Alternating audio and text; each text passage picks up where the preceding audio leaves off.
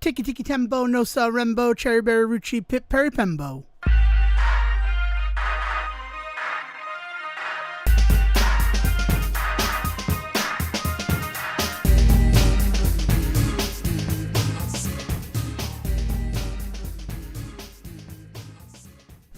The year is 1993, and you are Rob Reiner.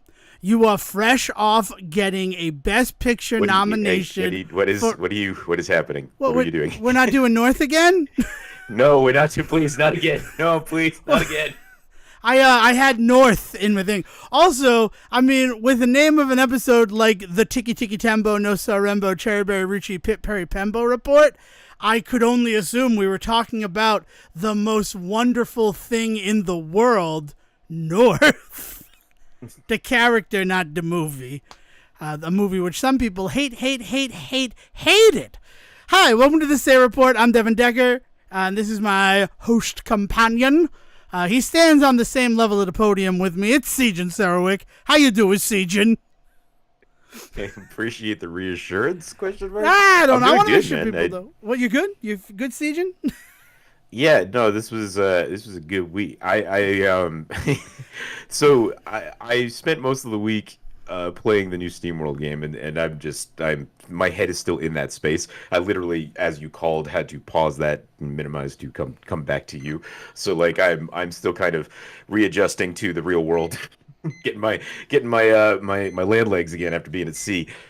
Well, that's good for you. I'm happy. Which is why right now I've put 5 minutes on the handy-dandy Pampered Chef, not a sponsor, Say Report timer, because I want to gripe and complain, but then I want to talk about all the good things that happened this week.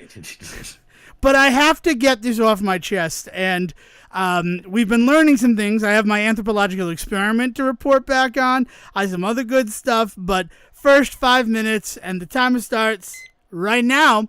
I'm pissed about my car, CJ. I haven't talked about my car on the show. I got a new car at the end of May, and things were going pretty good until I got a call from the dealership saying there's been a recall on your car. And ever since I brought it in to have that recall repaired, the car has just not worked. And, you know, it's a new car, right? And I've worked with this dealership before. You'd think maybe there'd be some loyalty there when I call and say, hey, I got my car back from you. It was working before, but now it doesn't have any air conditioning. But the response was, it's probably a coincidence. We could see you in 2 weeks. For the record, that was Deadpool Wolverine Day, right? Just to tie it all together. So 2 weeks from that was August 13th, this past Tuesday.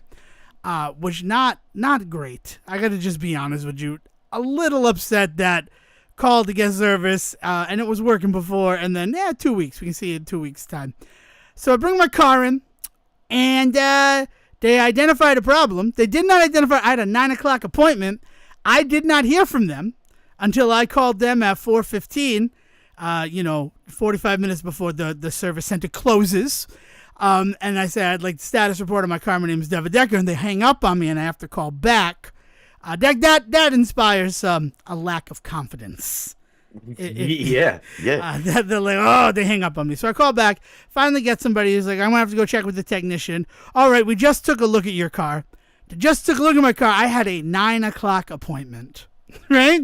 Yeah. And I'm like, my appointment was at 9 o'clock. And they're like, we got busy today.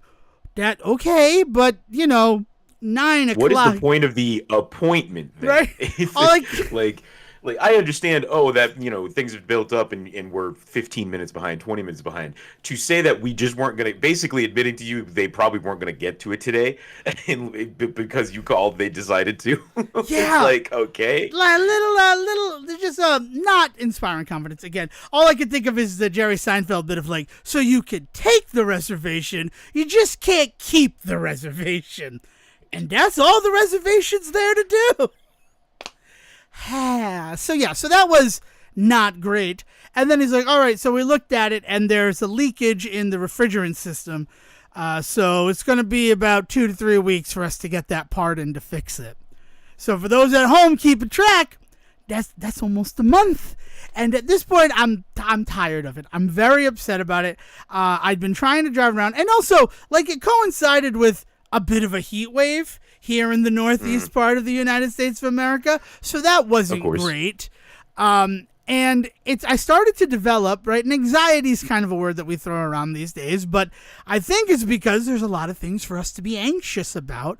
But I had started to develop a little bit of anxiety about driving the car around because I'm Devon Decker, and I will admit this, right? Sejin is probably the best person to bear witness to everything that I'm about to say.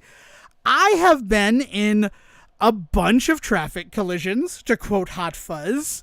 I was never the party at fault. Sejin was there for one of them, and we were rear-ended, and then we became heroes, right? Which that just weird, one of the weirdest things. But the joke used to be that I hit for the cycle with my old Saturn SL1000 because I got hit on all four sides of that car, right? It's impressive to get hit in the front of a car and for it not to be your fault. Like, like it's for you to not be at fault in that. Yeah. So, like, I'm no stranger to being in a car that has been in an accident, right? But at all of those times, it was operator error, right? Even, like, you're supposed to be a defensive driver, and even, like, getting hit by the garbage truck, which was the very first accident I was ever in. My passenger side got slammed by a waste management garbage truck. And I feel statute of limitations, I can talk about it. Also, they ran off and nothing ever came of it. When I called the police of the town that this occurred in, they laughed at me and said, good luck, because that truck is already back at the lot and they have repaired any damage and changed the license plate and numbering on the vehicle. And I'm like, I just called you. It just happened. And they're like, forget it, Jack. It's Chinatown. And I didn't get that reference because I hadn't yet seen Chinatown. But yeah, so like it's a thing like, but all of those were operator, right? Yeah, like it was one of those like the light turned green, I went, and he ran the red light. Now, should I have maybe waited because there was a garbage truck coming? Perhaps, but also I had my license for, I'm going to say conservatively, a month. Oh, wow, that's 5 minutes. TLDR, right, to end it, because I said I was only going to give 5 minutes to this. I don't have my car now until maybe the end of August, if I'm lucky, and I'm not happy with that. And honestly, it's tainted my whole feelings about this vehicle, and I might be looking to just wash my hands of it as best I can and move on to something else. Because it's one thing if I'm driving the car and something happens, but when the car itself breaks, like that's like, I don't believe in ghosts, right? But it's just one of those things that I'm not comfortable with this car anymore. Yeah, we've got a RAV4 in the family that has had 3 recalls on it since we purchased it 2 years ago. And you know, like it's been some. Like for instance, the latest one was stupid. It's not stupid because it is dangerous, but essentially, if you put too much weight on the key, it has one of those little what are they called? Like switchblade keys, where if you press the button, the thing pops out, right?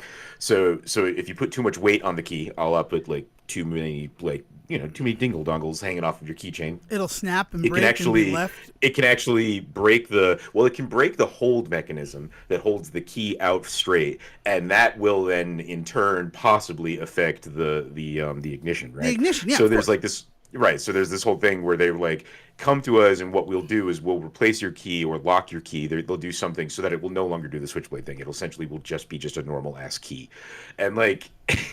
It's like this really small thing that doesn't affect us because this is a weird little piece of information, but the person that owns that they don't have key bobbles like that. They keep their shit clean, right? And one of those examples is that they don't put keychains on keys. Is like that's just kind of across the board what happens, right? And so this is literally a problem that is just not going to affect this person. So like we have not brought it in for that particular recall, and that's what all the recalls have kind of been like for this. Is it's like like we have a recall on like the tire pressure gauge. Like it's going to tell you have low tire pressure for the rest of the time you drive it unless you bring it in, and then we can replace the sensor part.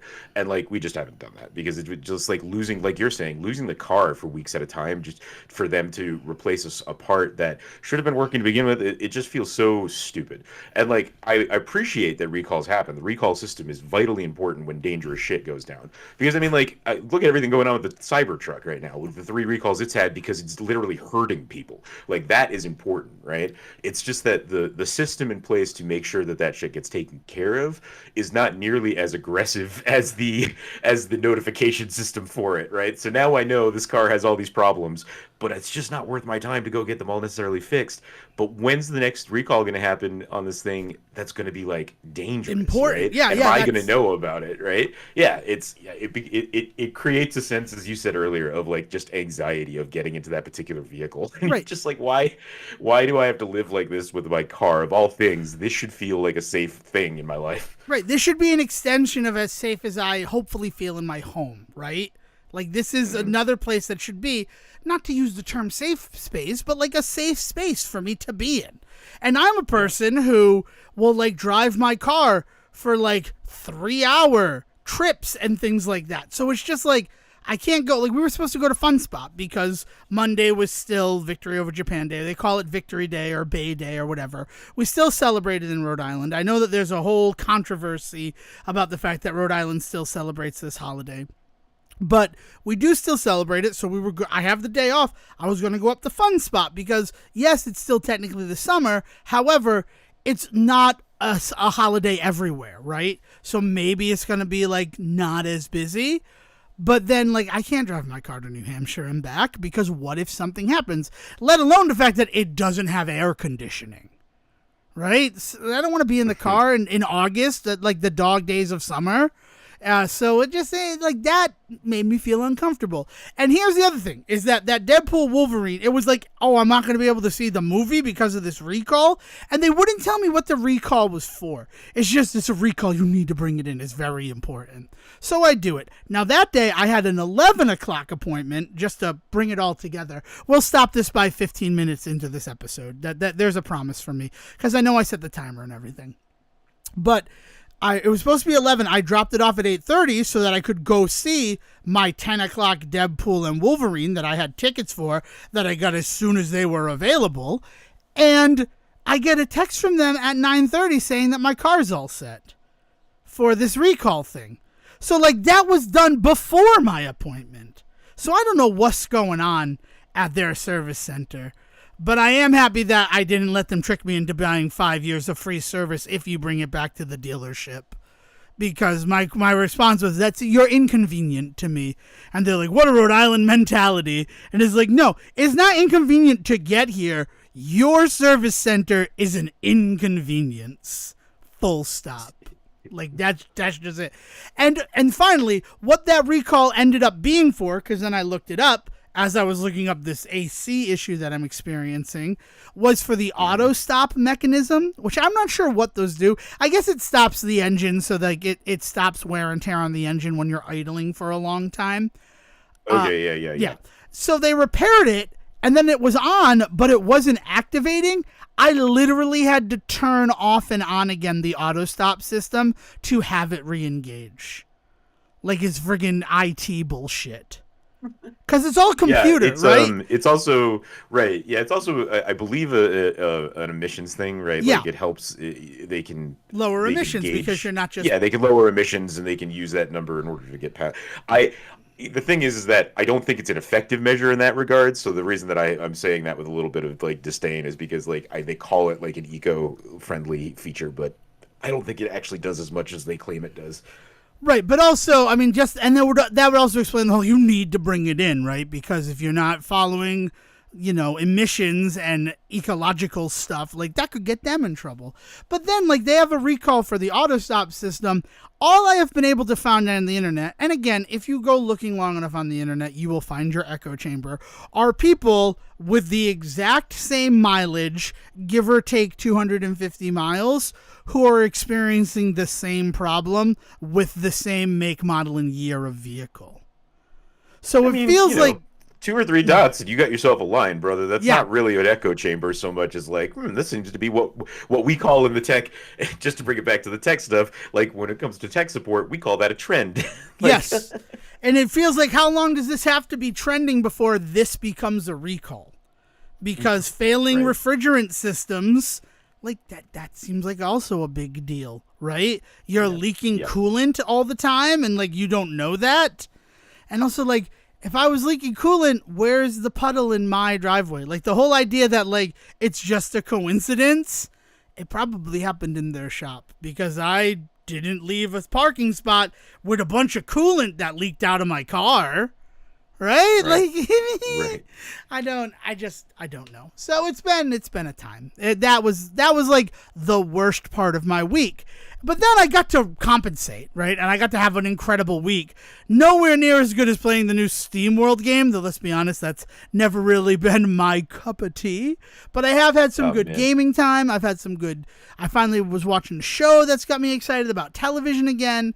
It's been a good week in that. And I finished my Anthropological Experiment, which, first to pause for, like, this episode's not sponsored by him, but a big thank you to Claude for the full flat Mountain Dew Baja Blast. Really a big thank you to his wife Reagan, because she's the one who accidentally bought full fat Mountain Dew Baja Blast and then was like, Devon, I accidentally bought the wrong Mountain Dew. Do you want it? Yes, I would. Full fat. I thought you said flat, and I was No. like, are they purposely selling it with like without carbonation? Which I would not fucking put past Mountain Dew to be like decarbonated soda, the new trend. Just all of the sugar, none of the fun. Well, you could chug it easier. Right? Sorry. But yeah, it's one of those situations where, like, full fat. Yeah, I call it full fat because I think that's funny. I always liked that as like a European UK sort of idiom, is that it's full fat milk instead of like 2%. Like whole milk, like what the fuck does that mean? let's Right. laugh at Americans for a little bit. And as I've mentioned before, I've mentioned how Claude's house is like the 8-year-old dream castle with all the various beverages, but they are all diets. So occasionally when a non-diet soda is purchased, I get to reap the rewards. And then Claude and his wife Reagan get talked about on their show. So thank you, Claude and Reagan, for giving me the caffeine that I need today. Because I've been going for a while, because it's also been a really good weekend in addition to a really good week. But see, Jim, I just talked about my car for like longer than I meant to. What is, tell me about this game you've been playing. Is it SteamWorld Heist 3? Because I thought it was 2. It's 2, okay. SteamWorld Dig 2 happened. Heist 2 is now a whole new game. Yeah, Heist 2 just came out, and I actually Heist 2 was a bit of a surprise for me because they also did the SteamWorld the like MMORPG that is like really wild a couple of months ago. The SteamWorld, it's gonna bug me that I can't think of the name of that one. I'll look it up while you talk about the game. But but SteamWorld Heist 2 is out, and it's a continuation of SteamWorld Heist, which is their turn-based shooter, but like on like a 2D plane. It's really wild. It was, it was related really heavily to like Counter-Strike when it first came out. Mario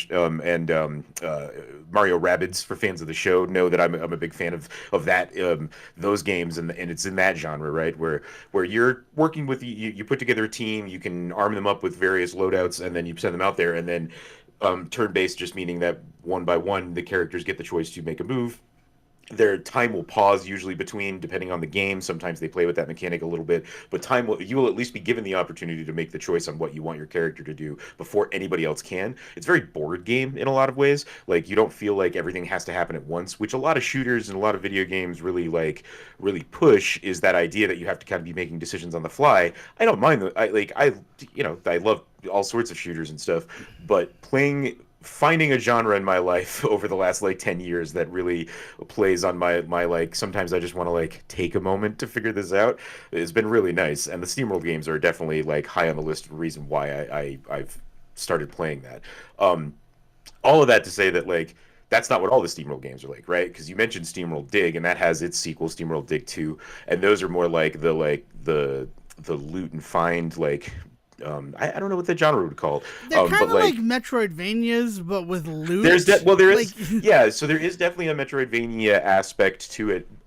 In some regards, you don't two more than one in that way, because like you don't really go around like the world and then like you kind of can only go so far until you find a tool, and then you go back and then you can get further, right? Like that's kind of the most Metroidvania part of it, except that generally those tools are not even necessarily found in the world. It's more like making enough from the loot in the world that you can then buy the next tool. store, Yeah, right? There is definitely an element of finding stuff in the world in those games, both of those games, and it's just not the most common part of the gameplay loop. Right. The gameplay loop is more go into the hole, find as much gold as you can, come out of the hole, buy an upgrade, then you can go a little bit deeper next time, and you do that over and over and over again.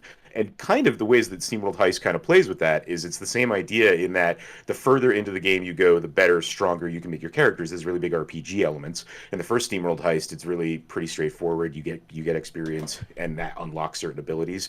SteamWorld Heist 2 seems to really have evolved that because there's different traits you can start to upgrade, and you get like abilities to kind of it brings a lot of stuff from SteamWorld Dig over in terms of like collecting cogs in order to have more.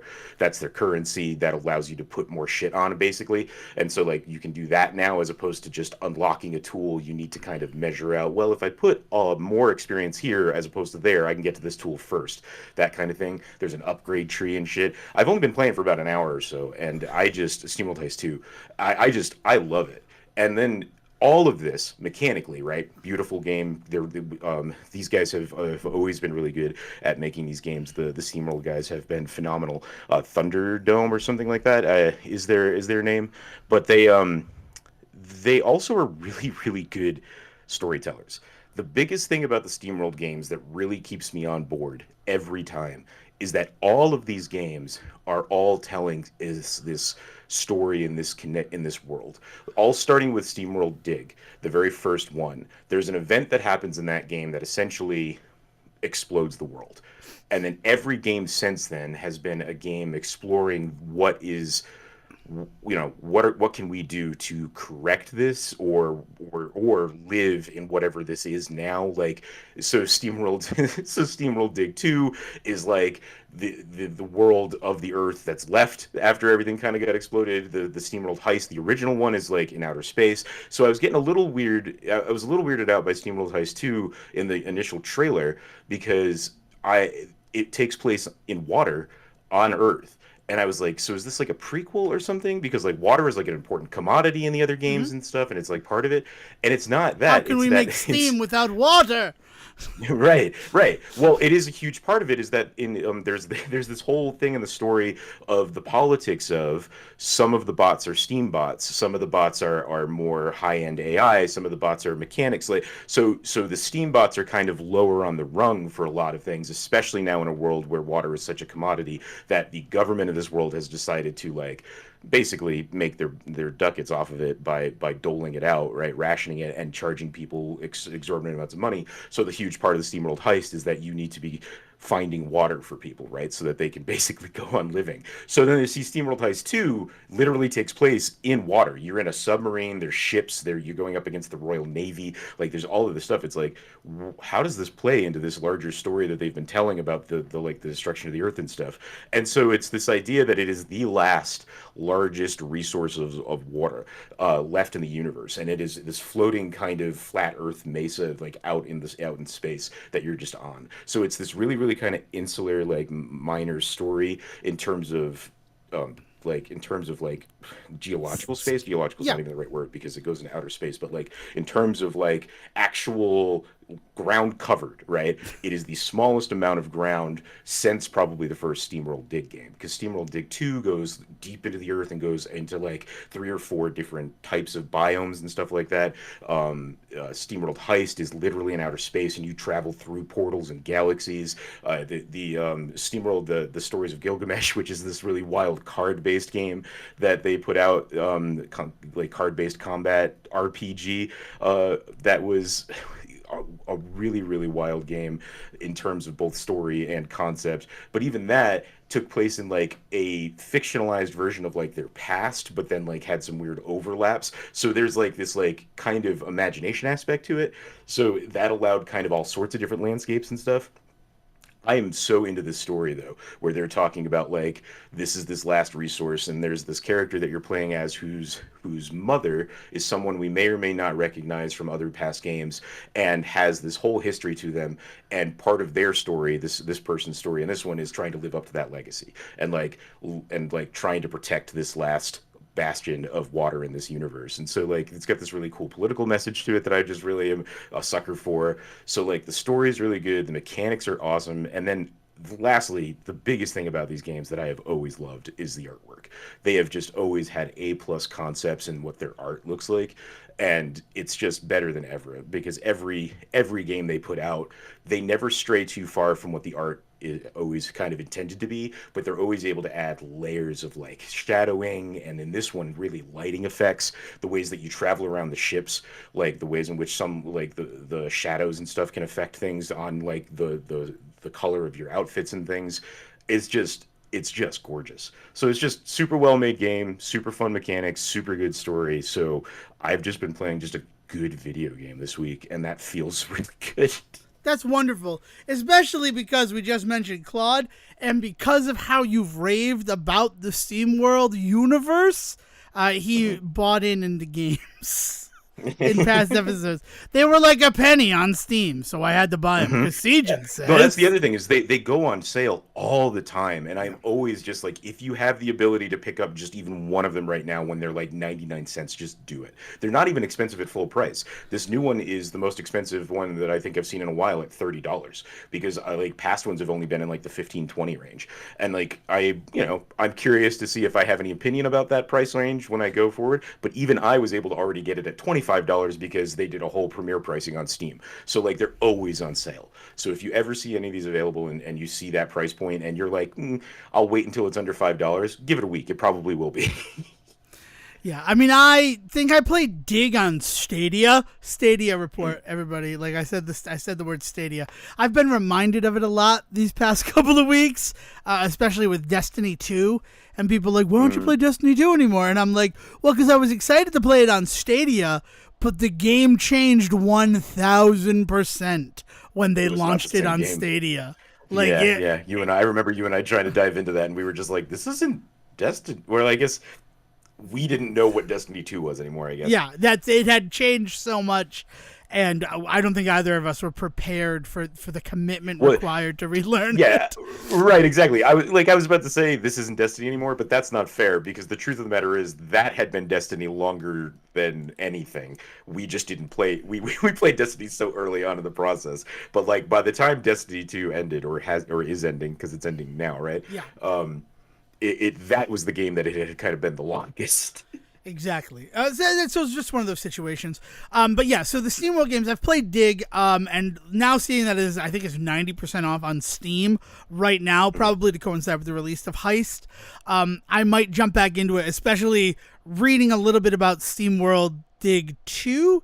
And that interesting me because like I was never as deep into the story as Siegen is, but things that I'm seeing, like if you get 2, make sure that you also get the Stranger DLC, and it's usually just like 50 cents on top of the $3, right? Cool. But make sure you get that DLC from the get-go, because it's one of those DLCs that when they released it, it actually folded into the rest of the game as opposed to just being like a one-off later on.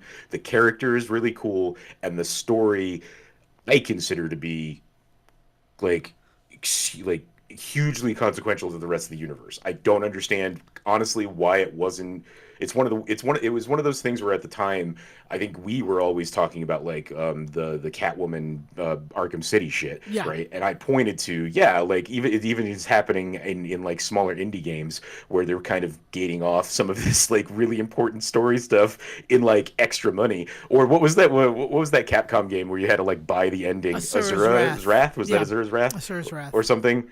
But like there's just like for $15 extra, you could actually see the end of the game. Like, you're just like, what the fuck?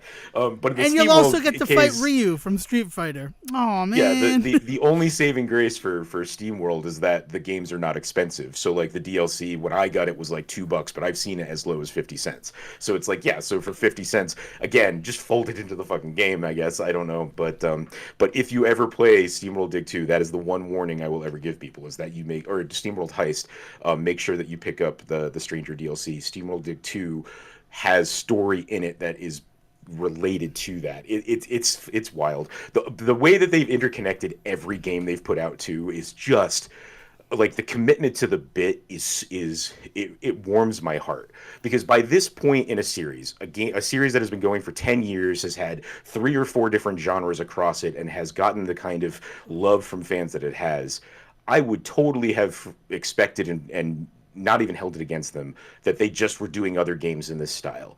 The idea that every game has felt like it has been part of some larger thing is just this glorious little part of it that really brings a charm to each game that I really don't see in many other series, any other series.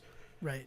I wonder if what you're talking about with the Stranger DLC, there's this 2017 thing that I've noticed. I'm weirdly excited for Hollow Knight Silk Song.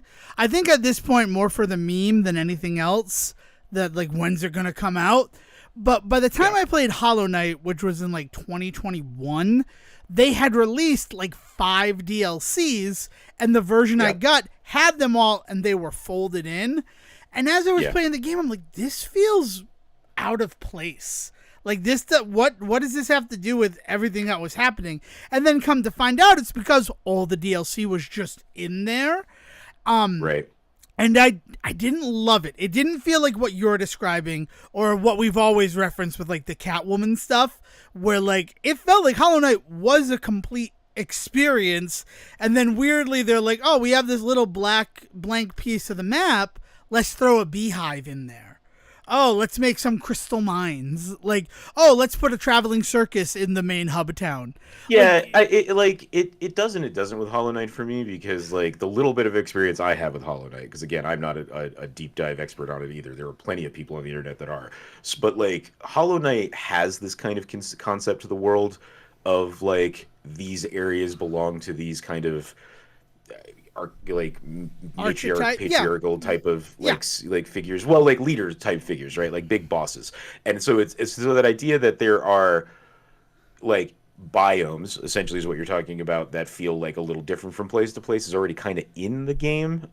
So I don't know. I the only version of Hollow Knight I've ever played is the same version you're talking about, because that's frankly the only way to play it, from what I understand from the community nowadays, right?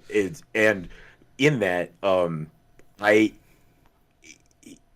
it did feel jarring, but it felt like everything was everything is jarring in that game. You know what I mean? I couldn't tell you it was just the DLC that did that to me.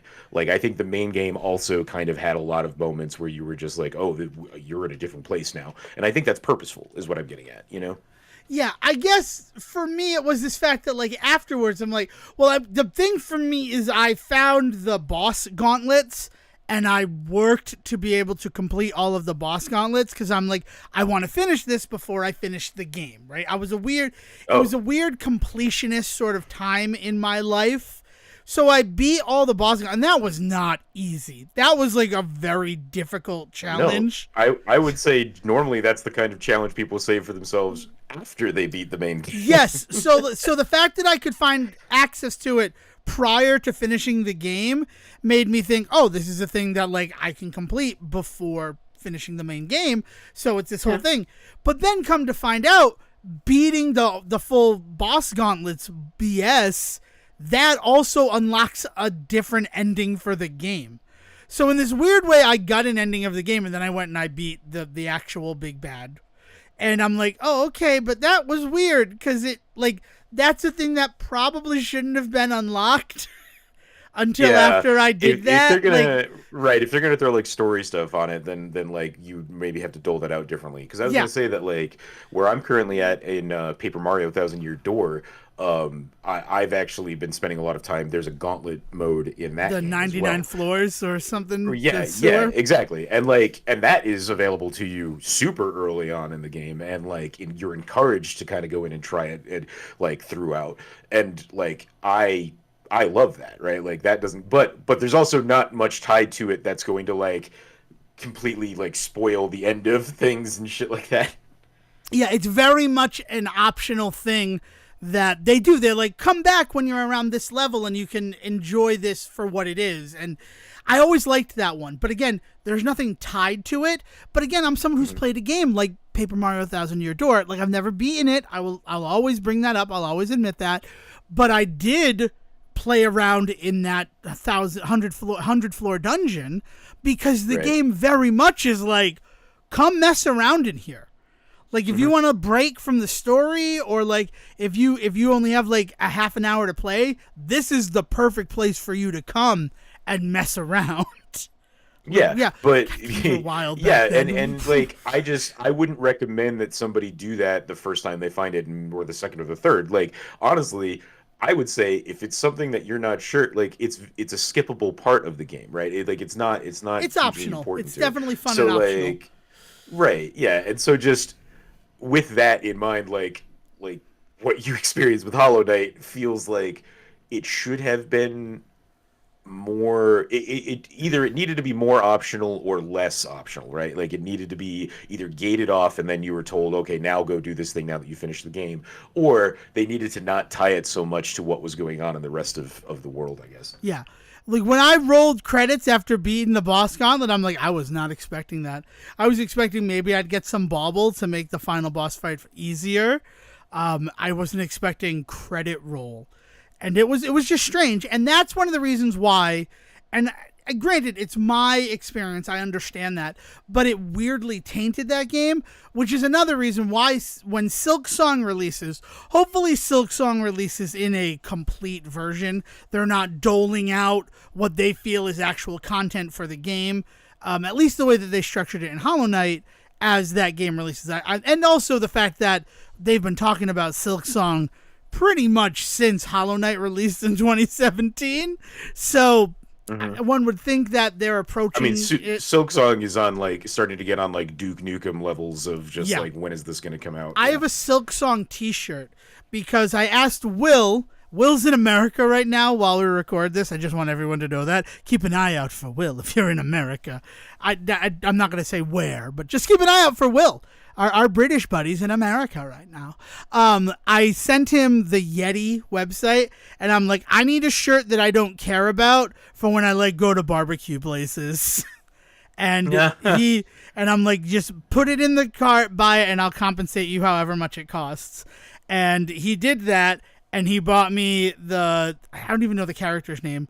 I don't know her name. It's the red clad sort of warrior. Sting maybe is her name, or Wasp. I'm sorry, are you expecting me to know? No. I'm I'm gonna thinking. know. I'm hoping that by me talking like this, it'll spark my mind.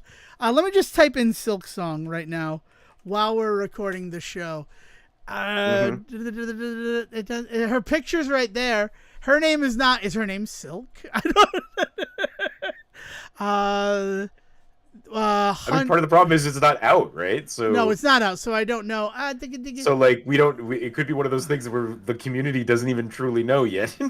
True, that's a very good point. I mean, it was announced in 2019, so we're looking at 5 years. Where is her freaking name? I don't know her name. Whatever. The red clad character that you run into a bunch in the first game. Hornet, thank you. I knew one of us could find it. So I have a Hornet t-shirt that like is very reminiscent of the artwork that they released when they announced Silk Song. And it was because, Will heard me complain about how much I was not enjoying Hollow Knight. So it was like, you fucking asshole, you gotta wear this on your shirt. But now, like, it's become one of those things where, when it comes out, I'm gonna buy the game and play the game new because I want to experience it in that form, right? In that pupil form before it, metamorphoses into a butterfly. And I hope that they release it as a butterfly, especially since it's been 5 years since the announcement. The last thing that I will say about SteamWorld Heist 2 is that like I just you can start here. Like if you're kind of trying to figure out like where to start with all of this, because I've talked about how they're all interconnected, and you could start at Dig, but Dig is a very different style game. Dig 2 really expands on Dig in a lot of ways. In fact, I prefer Dig 2 over Dig. Story wise, I think they're both awesome, but I think gameplay wise 2 is far superior. Basically has everything you get from Dig Plus. And then as I mentioned earlier, I don't know if I was clear about this, but Heist and then the Stranger DLC, which comes along with it, like I consider to be one game, is probably still my favorite, although God knows what'll happen as I play Heist 2. The Gilgamesh one is wild and weird. Gilgamesh. Yeah, right. It's a play on Gilgamesh is part of it. But like that one is wild and weird, hard for me to always recommend to people. If you're a completionist, definitely play it. If you're looking for a good time, I do think it's a good game. But it's got like some parts Slay the Spire, some parts like man, what's that old game? Shantae. There's a lot of Shantae in it because of the way that you around the map. But the game that I was trying to think of is what heavily inspires the way you move around the maps on Shantae. But anyway, it's all really good. Speaking of moving around the map, SteamWorld Heist 2 also has a phenomenal water like sub moving camp mechanic that all I can think of, and I've only been playing it for an hour, but like this is from moment one, all I could think of was Donkey Kong Country 3 and the ways in which you move around the first couple of worlds in the water based I areas, love and like that. they have those moments where it's like, oh, how can we get past this flowing water? We'll have to get our ship upgraded. Like you got to go to Funky Kong. I like Donkey Kong Country 3. I'm not going to apologize for it anymore. It's an enjoyable game. Why would you? Because It's a a lot good of game. people Why would don't you like it. A apologize? lot of people don't like that game. It That's has because people get really shitty about characters. I think that's one of the biggest things I've ever heard about Donkey Kong Country 3 critically is that like I've never heard anybody make a good argument about it mechanics wise. Everybody seems to argue, like be really shitty about the fact that like you're playing Dixie and Kitty Kong, I think is his name. yeah. Nobody likes Kiddy Kong, and nobody really. I mean, I have just been this weekend. I like commenced toy hunting again. I've been to so many exotic targets, and we'll get into it deeper. But the old adage, and I don't know if it's true because of what they believe. It's one of those chicken and egg situations that I will never understand the end of it is. But like running into a lot of female action figures on the peg warming. I've seen so many Tila in the Turtles of Grayskull out like armor that it's kind of crazy because, you know, they always say boys will not buy girl action figures. And I think in some level that extends to Dixie Kong. You know what? Not only is this a fucking theory that I'm sharing with you, I bought my first Lego like Mario set today. 2 hours ago because I was at a Target and it was the Dixie Kong set that comes with like a Dixie Kong sort of weird figure that can interact with the stuff. And it was on clearance while all the other Donkey Kong stuff was new. I got that for $12. And it just proves like boys do not want girl action figures. And that is I don't know, man. just disappointing to me. Like that's So where it out comes here, from. I've Like, also noticed. I don't know if this is true across the country. I won't say that, but at least out in Utah, like I have really noticed that they really adhere to a lot of shitty practices in terms of separating toy aisles, which I thought was something that we had kind of moved past. Of like, this is the girls' aisle, this is the boys' aisle type shit, and like they're very into doing that kind of stuff to the point where some Walmarts and Targets and stuff out here have things like between them. Like this is the boy stuff, and then we're gonna put the camping gear, and then we're gonna put the girls stuff type stuff. And like I'm not labeling them that way, but there's clearly this is the pink aisle with all of the dolls, and then this is the blue aisle with all of the Legos, and it's just like this is weird because then they will have these really weird moments where they don't know what to do with, especially the Legos. Like, what do we do with the friendship ones that are like purple and like kids making tea, but also there's a dragon in it, and they're just like so they end up with like these weird like mid aisle displays and things like that, and it's just like, oh, I wouldn't have found this if I was looking down the regular aisle because you wouldn't dare put this down the regular aisle of Legos because it looks too girly. yeah, Jackasses. it's not great. Is all I can agree with on that. Especially Dale's been coming on these toy hunts with me, and when it was just me hunting, right, as things are, I go in and I just go straight to the aisles, which I will say, my home Target store, the aisle with all the Marvel Legends, G.I. Joes, and that, they're on the right side of the aisle if you're facing towards the back of the store, and the left side of the aisle is Barbies and I think Monster High and stuff like that. I really respect that. Target has gone a long way to like non-gendered aisles, but of course there's still a delineation. And honestly, that just makes sense for like shopping in a way. Like what you're talking about is there's some grossness to that, right? Because it didn't do it. But if we do put all of the dolls in one aisle together, if you're there to get a doll, there you go. All the cars are in like one aisle. So that makes sense. All like the younger kid toys, or actually more like licenses that are toys because of their license, are like an aisle. And then the next one is like, these are toys that are just toys. Like Transformers is a toy line that then happen to have TV shows and movies. G.I. Joe. We've got a couple of smaller places out here where, I mean, it's the action figure section, right? Like they and then within the action figure section, they separate stuff out. But like Barbies and Polly Pockets and stuff like that are in the action figure section. They're And just all in that. yeah. So like the smaller stores out here, I will say, are really cool about the ways in which it's more about gearing fandoms than it is anything else. Like it's Yeah. like this is the Stranger Things section is really the more like egregious thing you see in those places, and then they'll have everything that is like so you don't go looking at anything else but Stranger Things stuff. Yeah. I mean, Dale has been peeling off at like what would be considered the like girl aisles.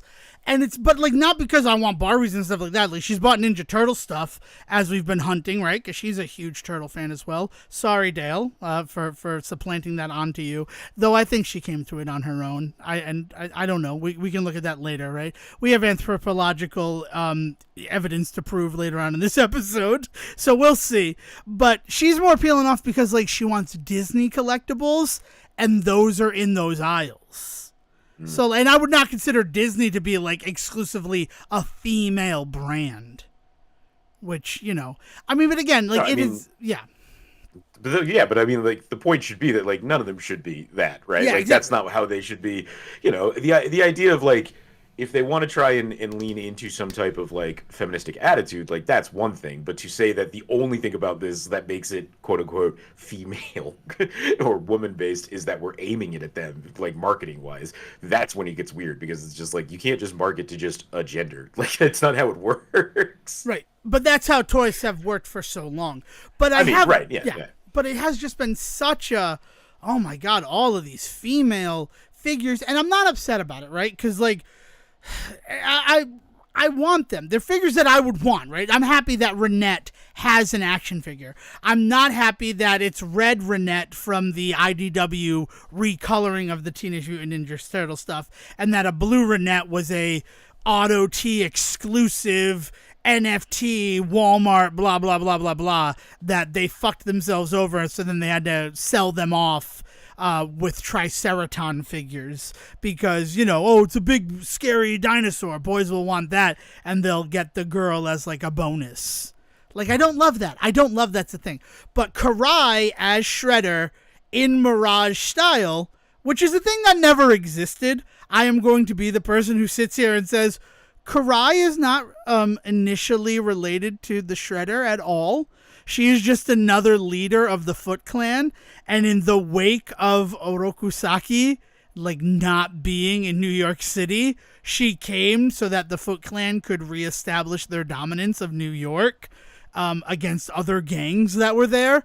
Had no familiar relation to the Shredder. That was added in the 2003 show, which, again, Peter Laird was, like, the big, you know, guy behind that, so maybe he had some plans for it, but it's just important to me that people understand that as they release this Karai as the Shredder figure. Like, right. I mean, but you're talking to a guy who, I mean, I believe just last week on the show, I was like sponging like just kind of the love that I'm having for the Caped Crusader, this new Batman show. Yeah. And definitely off mic, we've talked about this, but like the ways in which it's not afraid to be playing with like the lore, quote unquote, of the Batman verse in terms of who's related to who knows who, how they know each other, like what the relationships are like, and like part of the reason that like I think you know normally we hear about shows trying to do this and fan bases getting really kind of up in arms, being like, oh, they're trying to completely retcon, right? Like that's the biggest sin you can commit is try to retcon something out of existence, and it's just like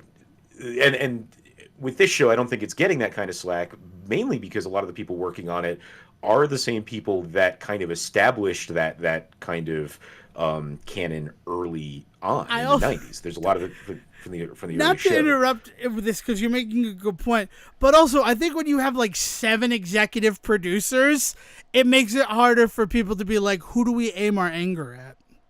Yeah, they've always had a bunch of executive producers. It just so happens that this time it's a bunch of people that are familiar. But like, go back and watch the old animated show. There were hundreds of people that worked on that show. It's part of the storytelling.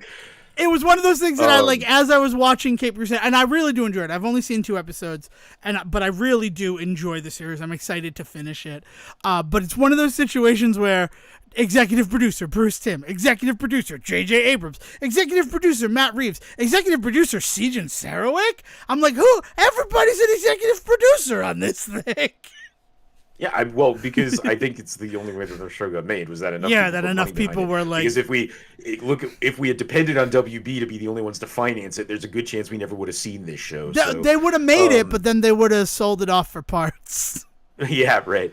And it, But the ways in which that show is willing to kind of go against the grain in terms of the understood like stories of those characters, it's allowed to do that because those creators are around, right? In much the same way that you're talking about with Leard being kind of the one to find that pathway to bring Karai and Shredder closer together. right. Like we seem to as a culture not mind it when the original creators that take their authority, right? It's the problem is that we have is when anybody else dares to say, well now I get to put my stamp on this, and we're just like, no, like, and it comes from a admirable place of like, why not do your own thing? Like, why if you're going to be a creative, right? But the truth of the matter is that if you look back over even just looking at film and television, right, which have really only existed for what, less than 100 200 years at this point. Yeah. Yeah, 100 years, right? If we look at even just that small history, it gives us a nice kind of smaller bubble to look at in terms of art. The amount of stuff that has been creative work based on other creative work or referencing to or something. I mean, like some of the first films ever made were adaptations of books and even comics and stuff like that. Like, so like this idea is like we've always done that with this medium. Blow that out even further. That's what all mediums of art have ever done. All mediums of art have ever like There are like only people learn 7 and start stories, I somewhere. think. I think like that's like Even if sorry. even if you have a no, even if you have a type of artist that's like so stand outish, like that is only in relation to the other art of the time that is not that, right? Like so this idea that like people get really up in arms about like touching art and changing art and somehow affecting them when the original piece is not destroyed. Obviously, if you were destroying the original concept and trying to replace it with this, that's when stuff gets weird. And like I don't know if I've ever really seen anybody try and do that.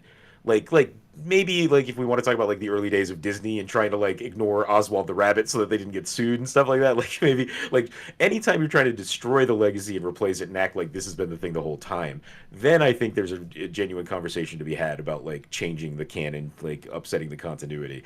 But if it's not really like affecting this original work in any way, why can't this thing exist alongside it? As long as it's not supplanting what came before, if it's existing alongside, that's allowed. Like, again, I love this figure that they've done of Karai dressed as the Shredder in the old style of the Mirage comic books. I think it looks incredible. But I spent a lot of money this week because I found, like, the wrestling Leatherhead figure. I found Mondo Gecko. I found the Rat King, Jim Lawson's Rat King from Tales of the TMNT. I want to say 6, but it might be 4. It's one of those two. And those, I like, both want to look at that figure and don't want to know what that figure looks like. which That one? The sounds Rat King terrifying. one? Oh, it's excellent. I'll put it in the photo I took of it into the Sarah Report Discord so people can take a look at it and you can choose. I'll also spoiler it so it doesn't just freak you out at like 3 a.m. when you're looking through the Sarah Report Discord. But it is gorgeous. It is like the best looking Rat King ever. And I also bought like a Toon Rat King this weekend because going through all these Targets, I found one on the shelf, and that figure was released in like 2020, like maybe even 2019. Like, it's such an old figure that I'm like, I want this Rat King. But mostly I got it because it comes with a Vernon that you can turn into Rat Vernon from Were Rats from Channel 6.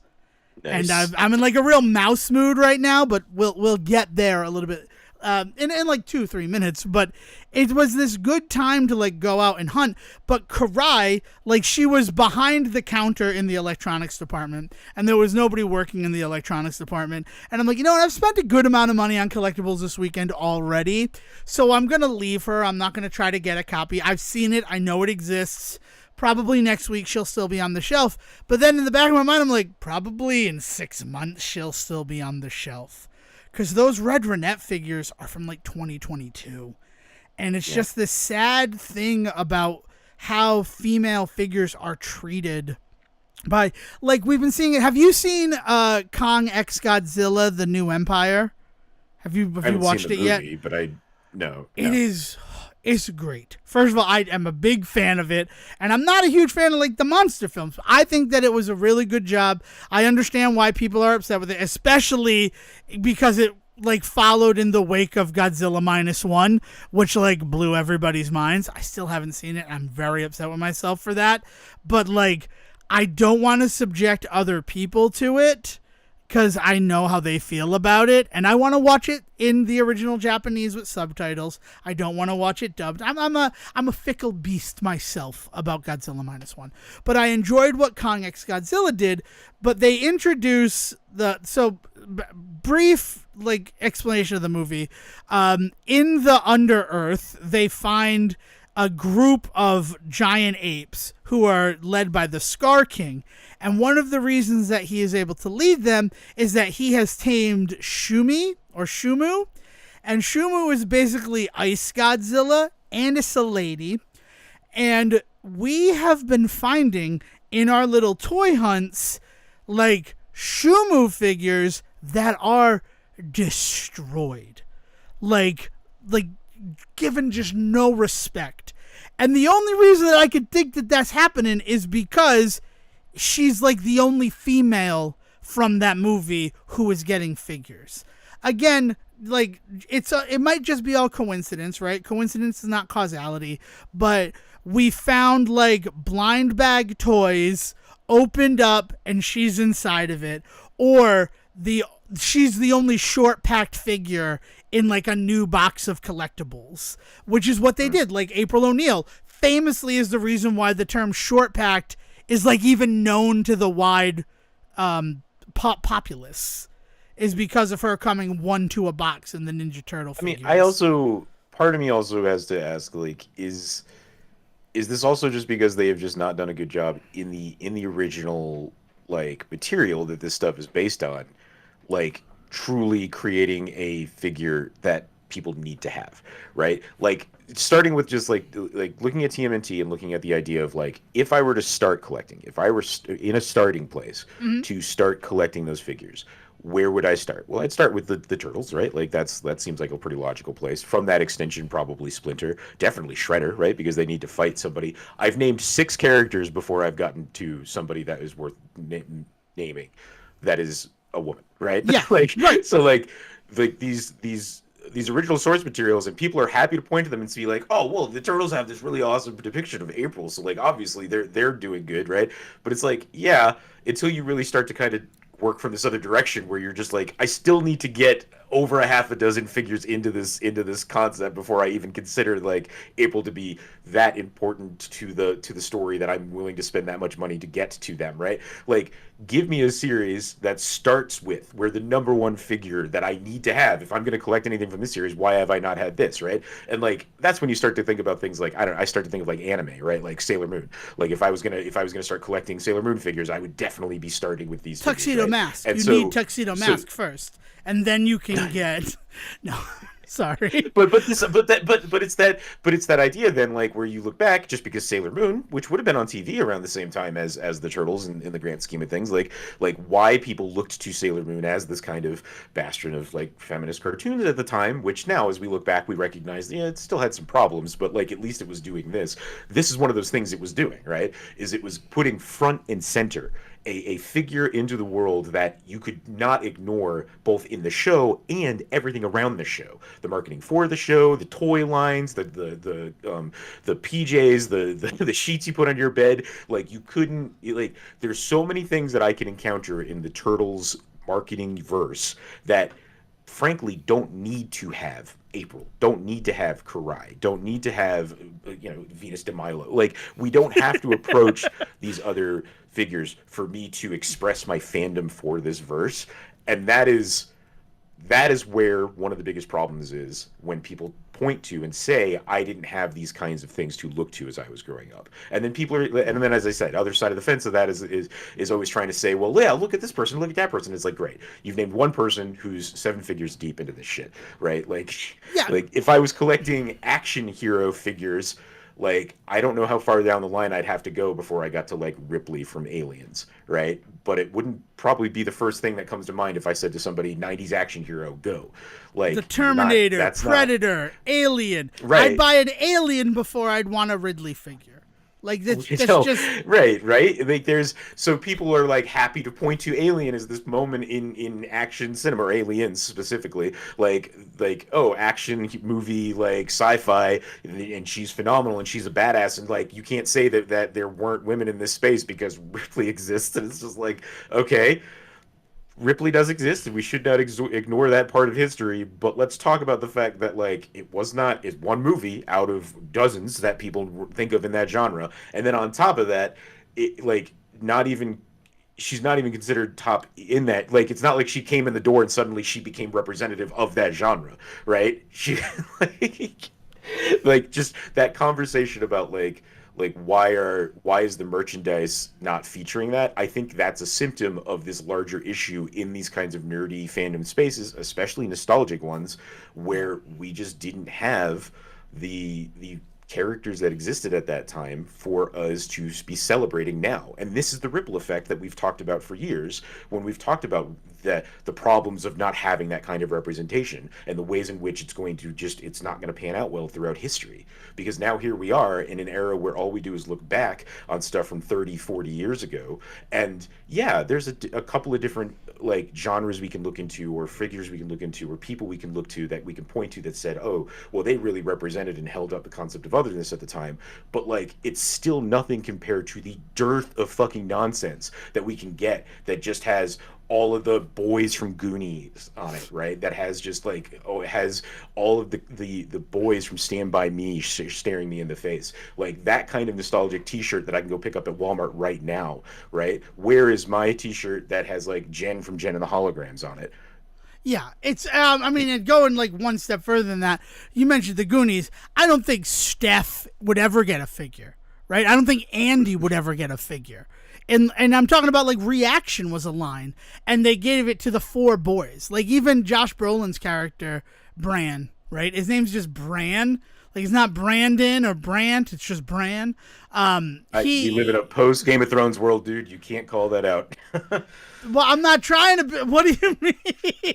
One of the main characters in Game of Thrones is named Bran. Okay. Bran. Bran. Well, I so don't like even know. that is a name that then, as we now know, 10 years after that, the number of kids that have been named after Game of Thrones figures. There's probably a lot of Brans in the world, so be careful. No, I'm not trying to be. I'm not trying. It's just like I'm just making sure I have his name correctly. I'm not trying to be rude about that at all. I understand that it's a name. It was just one of those things that has always stuck with me. But again, he doesn't even get a figure, and he's like one of the main male characters in that film. Mm-hmm. The Fratellis also don't get figures, but they're bad guys. Bad guys, I don't know. You always need someone for them to fight, right? It's action figures and collectibles are such a strange world, especially as now it is more like adults who are doing it. So we want these, I mean, a big part of that nostalgia, as much as it is the stuff that I had as a kid, part of it is I want to finally get those characters that I never got as a kid because of whatever reason. So it's been strange. It's been a strange weekend regarding that as I hunted stuff. But again, the bigger one is the fact that I saw that Chari and I'm like, I don't need to rush to get her. And I feel bad about that. On some level, I do feel bad about that. Yeah, but imagine if that had been an actual moment in the comics and or the show that like was like hugely important to the storyline. You probably feel differently. Like part of this is that you started this conversation talking about how this wasn't even a figure that ever technically has shown up anywhere. Yeah, that's a good point.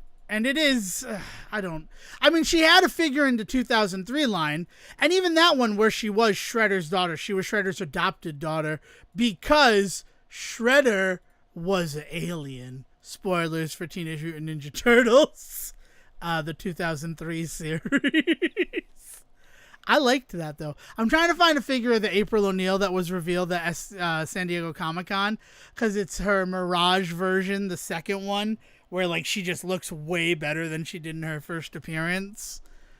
and I just can't find it. She's out there. I'll share it to the Discord eventually. But it has been an interesting thing about like the representation in action figures, and the fact that like there are just a dearth of female characters on the shelves. I don't even know how we got here, Sejan. I'm so sorry. You wanted to talk about your action figure You made collection. such a good point about it. That like, and it's been something that I've been toying with pretty much my entire life. I don't want to deny anybody's like fandom of these actual progressive female figures from that era, right? Like there are plenty of characters that people can look to and hope to collect. The problem is that the grand market, like the zeitgeist, the population, you talking about the fact that like you go and you show up and 2 years later there's still these characters that are on the, and it always seems to be the ones that are the women in these groups. And it's because like again, I think that no matter how much we want to dig and try and find the meaning in having these really cool important figures, we always have to remember that the caveat to that is that that's not how everybody feels about it. Yet somehow everybody feels like they know they've got an opinion about Wrath. Everybody feels they've got an opinion about Leo and like and how they which Leo they like and which Leo they don't. Not everybody gets that deep when it gets into it, and when we start talking about characters that are, 6, 7 figures down the bench, like you start to lose people except for the true fans. And as we've learned with people like the true fans, there's a line that you kind of can't cross with them if like you don't match their vision for what they want the thing to be. Like, and so there's just no winning in that regard. So like I do celebrate these figures that they do want to put out there, and I think it's really cool. And I'm always more inclined for those kind of weirder figures anyway, just as a collector, because to me, that's more the point of collecting, is that preservation of. So if they're going to put a weird figure out of like Kuraya Shredder, like that would be kind of the first one I might want, just because I'm going to be one of the few people that gets to have that later and talk about that. Whereas like everybody's going to have the boys and talk about the boys. I'm going to be the one guy that's like, you know what, I've got that really weird one-off one, And she looks incredible. The commitment to it looks so good. I don't have a Shredder figure, and I would be fine with her being the Shredder in my display, because I have like a little army of foot soldiers, and she would fit as their leader. And again, It was one of those, like, I don't want to have to try to find somebody to go behind the counter to give me one of those. And then ultimately with all the like street date stuff we've been seeing, I don't want to be denied this figure when I can see it. So it was an interesting experience. Is anybody doing anything with Rainbow Bright nowadays? Rainbow Bright is more an online brand, but yes, there's stuff being done with Rainbow Bright. I'm just where's like the gritty Netflix like made for teenagers Rainbow Bright story? Like I want that one. I actually think they did one, to be completely honest with you. Yeah. Rainbow Bright. Yeah, like that's the world I want to be in. I never really liked Rainbow Bright. I was real big into Strawberry Shortcake, if we talk about stuff that I enjoyed.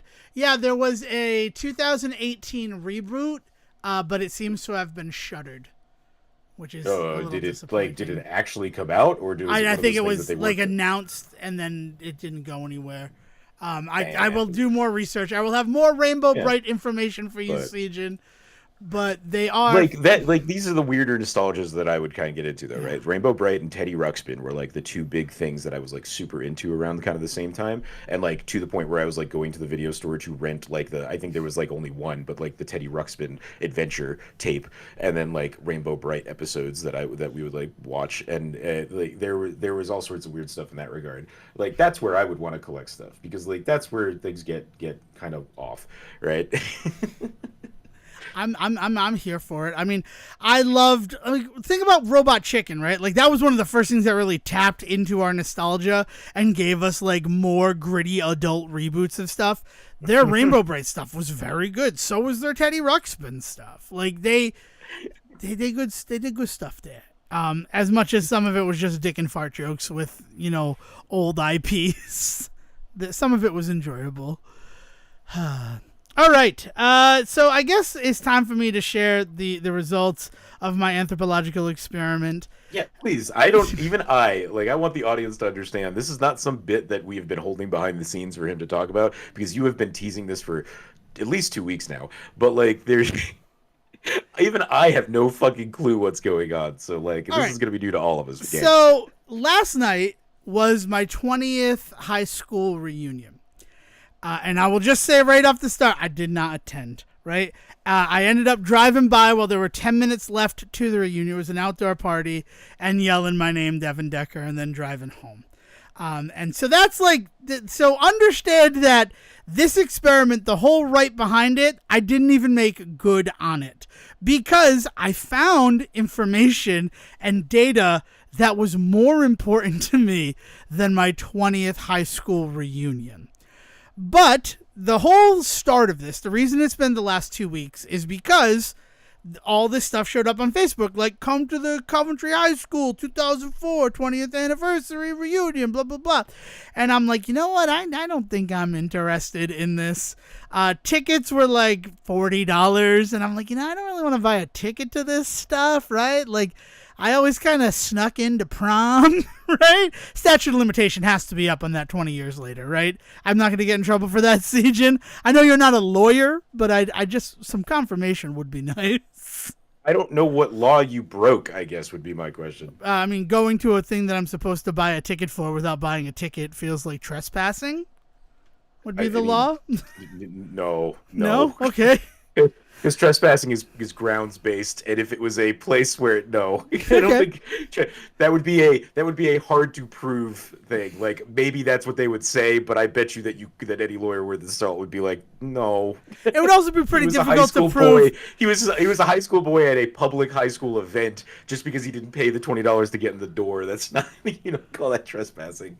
Yeah. I mean, if they caught me at the time, they probably would have, but now 20 years later, it'd be a little hard to prove, right? I think it would be fucking bonkers, and I guess not out of the realm of possibility in this day and age, but can you imagine that news story of high school takes young boy to court for entering prom without a ticket?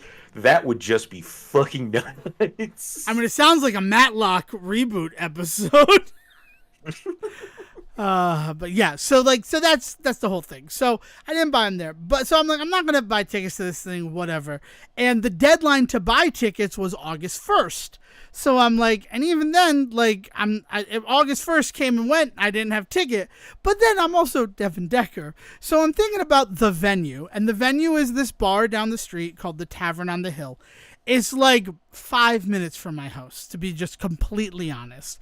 It's not the Woods Tavern, which is literally a minute from the house, but like it's a little down the road. So I'm like, all right, Tavern on the Hill. How about this? How about I, as an experiment, see if I can become a member of the culture and society at this bar. So then on the night of the reunion, I show up to like go to the bar, and then I'm like, oh, Devon Decker's here. But like, I didn't pay to go to the reunion. I'm just at this bar where everybody knows my name. And so like that became like the type of challenge I gave myself, for lack of a better word, was to see if I could ingratiate myself into a foreign society and culture, which is why I've been calling people, it. Devon. You were talking about how you've decided you wanted to start getting out to meet people.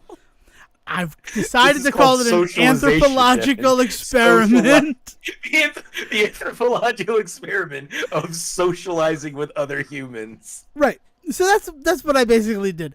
And then I even was contacted like the day after the ticket stopped selling, like, are you planning on coming to the reunion? I never got back to that person, and I don't really feel that bad about it, because honestly the answer was no, especially not like in any official capacity. And then after that first cutoff date, they extended it another week because we sold enough tickets that the venue is willing to let us keep selling more tickets. So like, it was all like a false freaking like scarcity. Is that how that works? Like, yeah, right? Like, I don't think that's normally how it works. What normally happens is we didn't sell enough tickets, so we need to keep selling to make sure we can afford this venue. That is something I would understand. Right. But we sold enough tickets. Usually the number of tickets you can sell is based on how much the venue is willing to accommodate. The idea that you sold that number and the venue went, oh, well, you could just keep selling, is so antithetical to the concept of why that number would have existed in the first place. I believe the term you're looking for is bullshit. And in the 396 episodes of the Say Report, just the Say Report proper, not looking at all of the like weird high school stories I've told in very special episodes or in the Adam Sandler cinematic universe, like, doesn't that sound like the most Coventry High School thing ever? In a way, to be like, I mean, it like I would say that sounds like somebody planning a 20-year high school reunion kind of trope. Is like, why isn't anybody coming? It's like, because it's a 20-year high school reunion, which I want to point out right here, right now, that, and Devon is kind of giving us a nice prime example of this in some ways.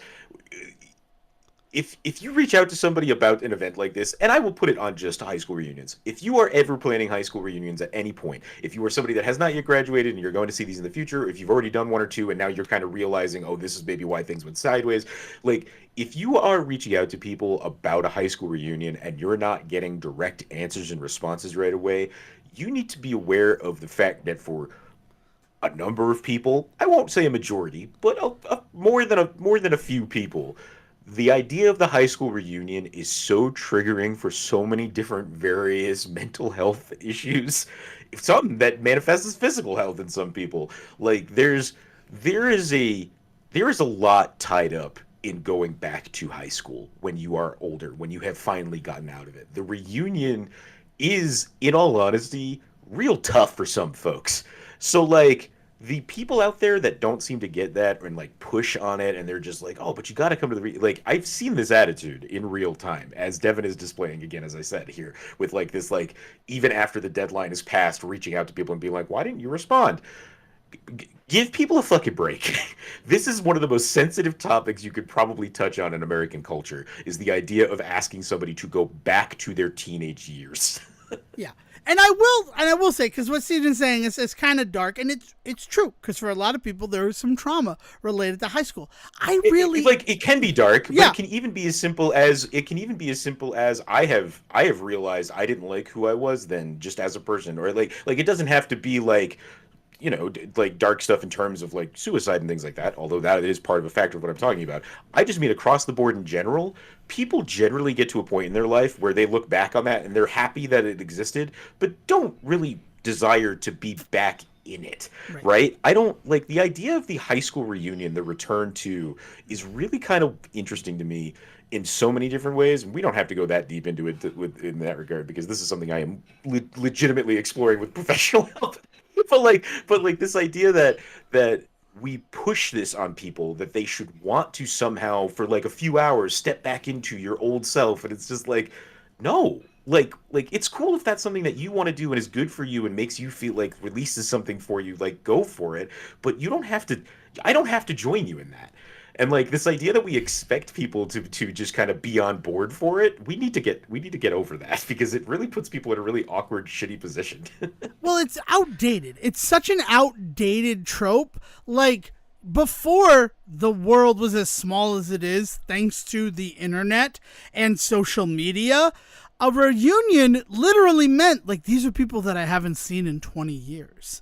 But, like, the people who were very excited about this reunion on my Facebook, I see shit from them on Facebook all the time, right? I haven't had enough of a chance to forget who you are. Though I will say, looking at the list of people, I'm totally fucking myself over, aren't I? Like, some person from my high school class is listening to this and being like, what a fucking asshole. And they're all going to mobilize a mob against me. And I'm still going to say it. I didn't remember half of the people who had RSVP'd and said they were going to be there. I have to be honest, if they went to high school with you and they've been listening to this show, two things of which should not surprise them at this point. Fair. You know what? Siege and Sarowick is correct. I'm sorry to full name you, but you totally are correct. I also full name you at the beginning of every episode of this show, so mess. Yeah. So that is like the thing of it, is I don't remember these people. And I will say that day of the final day to buy tickets initially was like, do I want to go back there? And I thought back, I had some real fun times in high school, but like, I don't think I peaked there. It's not like I have to go back to when I was the man. I think that I'm awesome all the fucking time, right? But thinking back to it, I'm like, who do I still talk to from high school? And the thought bubble showed up, and it was 2 people. Now, I also talked to another person who went to my high school, but we didn't become friends until I'd been out of there for like 8 years. So I don't really count that. Like, just because we went to the same high school, that's not somebody I knew in high school. Right? Like, the people that I knew in high school, who I interacted with in high school, who I still talk to, are Zach Dyer. I will give his name. You know, This Toy Makes Me Happy on YouTube. We're going to be playing board games probably this week, so expect a Devon Decker Hates board game style rant next week on the Say Report. And we became friends because we didn't have roommates for the first band trip, and that's how we became friends. And our friendship has gone on and on. And the other one is a guy who was a freshman my senior year, who was in theater and like hung out around me. I won't give his name because I don't have his permission to. He's not in America right now. He lives internationally, but we talk about once a day as well. That's 2 people. And I talked about how my graduating class had 400 students in it, which I've gotten some like response to that from people. Like, your graduating class had 6 times more people than my entire high school had. Yeah. No, I sometimes I mention that, like, I think at EP High we were at a class that started at like 500 when we were freshmen. By the time we graduated, we were at like the 340, 350 range. Yeah, you know, shit happens in high school. Yes. People move away and other shit. But yeah, so like we were in a class of like 350 people, and that was actually a small class for that school. Generally, they were up closer to the 400. And people are just like, wait, but that would mean that in your whole school there was at least like 1,200 people or so, or 1,500, you know, to be nice and round. And it's like, yeah, that sounds about right. And people are just like, that would have taken 3 schools in our system to make that number of kids in one school. To which I then... Yeah, I never really thought about how big it was. I mean, like, and we're not even that big, right? Because now we're saying this, and I'm sure there's some people listening to this being like, we had 2,000 kids in our school. What are you talking about? Exactly. And that, it always comes to, I'm like, yeah, like I said that my school was small, but I was comparing it to Siegen's school, and I always think about EP High being huge because it's like a fucking campus. Like, it takes up a whole city block. Like, it's huge. So I always just assumed that there were a lot of people there. Well, because we also had the vocational school attached to it, which also was like had a couple of people that were GEDs essentially. You know, they were still pretty much in our age range, but they were definitely post high school age, so they were just coming back for that. So we had a whole group of people on campus, literally on campus, that were that weren't high school even related, so it inflated some of that too. But no, yeah, it was a big school. Like, and I tell it to people. And then, you know, the flip side of that coin is learning that the kind of education I got there wasn't necessarily top notch. Just because it was big didn't mean it was good. In fact, because it was big, it was probably more of a diluted educational experience. Yeah. Definitely not the worst in this country. People have had worse. No, there are other. And we're also talking 20 years ago, as opposed to now, which I don't even like. We need physics teachers, right? I felt like all we had were physics teachers when I was in high school. There's a desire, need, and drive for teachers who want to teach high school physics because they don't exist. And it's I don't know. Like, it's like, yeah, it's a thankless job, and I went to the trouble to get a master's in physics. I'm going to go get a job that pays me what I'm worth. Yeah. Like, it's, So some of the stuff that you were talking about with the reunion, right, and the fact that like you only still talk to like 2 people from high school, and they're not even from my graduating class. Like, that's right. Like, is like yeah, and so like that's the other thing about the reunion, like, structure, right, is the arbitrary like structure around it of like it has to be people that graduated with you this year is like a big glaring one for me, because like I spent a lot of time in clubs and stuff and theater and things that I was interacting with people that were out of my grade range all the time. So like my group of friends from high school, the majority of them were maybe in my year. Even that may not be true. Like, if I really sat down and did the math, I bet you actually I would realize that I hung out more often with people that were just out of my grade range, above and below, right? So this idea that you go to this like once time, like only 1 year can attend this thing, and then you show up and you're just like, oh, that's right, I didn't even spend any time with you people. Yeah. I mean, my freshman year, why would I go? All I hung out with was seniors. They thought I had transferred from another school and was a senior, until the reveal of like, you're a freshman? And I'm like, yeah, you guys didn't know that? You're insane. You're like this big dude. We thought you were a senior. And I'm like, oh no. And they still hung out with me. Like, that was cool. But again, like, my freshman year, all I hung out with were seniors. So, like, yeah, the 2001 graduating class reunion, that might have been fun for me. Even like 2003 might have been fun for me. Probably 2006. See, now 40-year-old us is showing up at like a 2012 reunion. Like now, like, oh, it's a 10-year reunion. Let's go. And it's like, no, that would be trespassing. That, I think, is where they would start to get you for trespassing. Yes, I agree. And that's sort of what this was. Like, I'm going to become a member of this society, so I'm just here to drink like I do every Saturday. And oh, my high school reunion's going on? That's peculiar. Like, so that was the whole plan, right? And I know that. But again, like, as soon as I'm not buying tickets, because the two people I would want to talk to and see, I already do that. Like, I don't need to pay. Devious plan, Dev. I don't know if I can really support this kind of dark science, going out there and manipulating people into liking you. All right. Well, so we show up at this pub, and it was a good time. Like, we drank and we became friendly with people, and they're like, are you guys staying for line dancing? Because on Tuesday nights they do line dancing. And we're like, oh, this is only kind of our first stop tonight. We're going to be like, it's like a pub crawl, but like we're in cars. So, like, awful. Just an awful thing to do, right? We're drinking and then driving. But, you know, like, you have one beer or one person doesn't drink. No, we're not doing that. We're not playing that game. No, right now. So we, so... Yes. Don't drink and drive. Don't drink and drive. It's not worth it. Buzzed driving is drunk driving. So like, no, this is just kind of like our first stop. We're doing dinner here, and then we're going to go down. We have some other stuff to do. And then we went there the Thursday, right? Just like to have like a drink after work, because we had like carpooled into work together. And there was another one. They're like, oh, we're really happy to see you guys again. Da, da, da, da, da, da. And then like, all right, so we're heading out. And they're like, you're not staying. It's karaoke tonight. And you guys are singing all the time, and it's a lot of fun. We're excited to see you perform. And we're like, oh, no, like, we have plans at home tonight, but thank you so much for this. And then, like, everything happened with my car, so I couldn't go again on Tuesday and, like, keep doing that. But we went for karaoke on Thursday night, and the owner of the place comes out, and he's like, oh, good, you guys are here for karaoke tonight.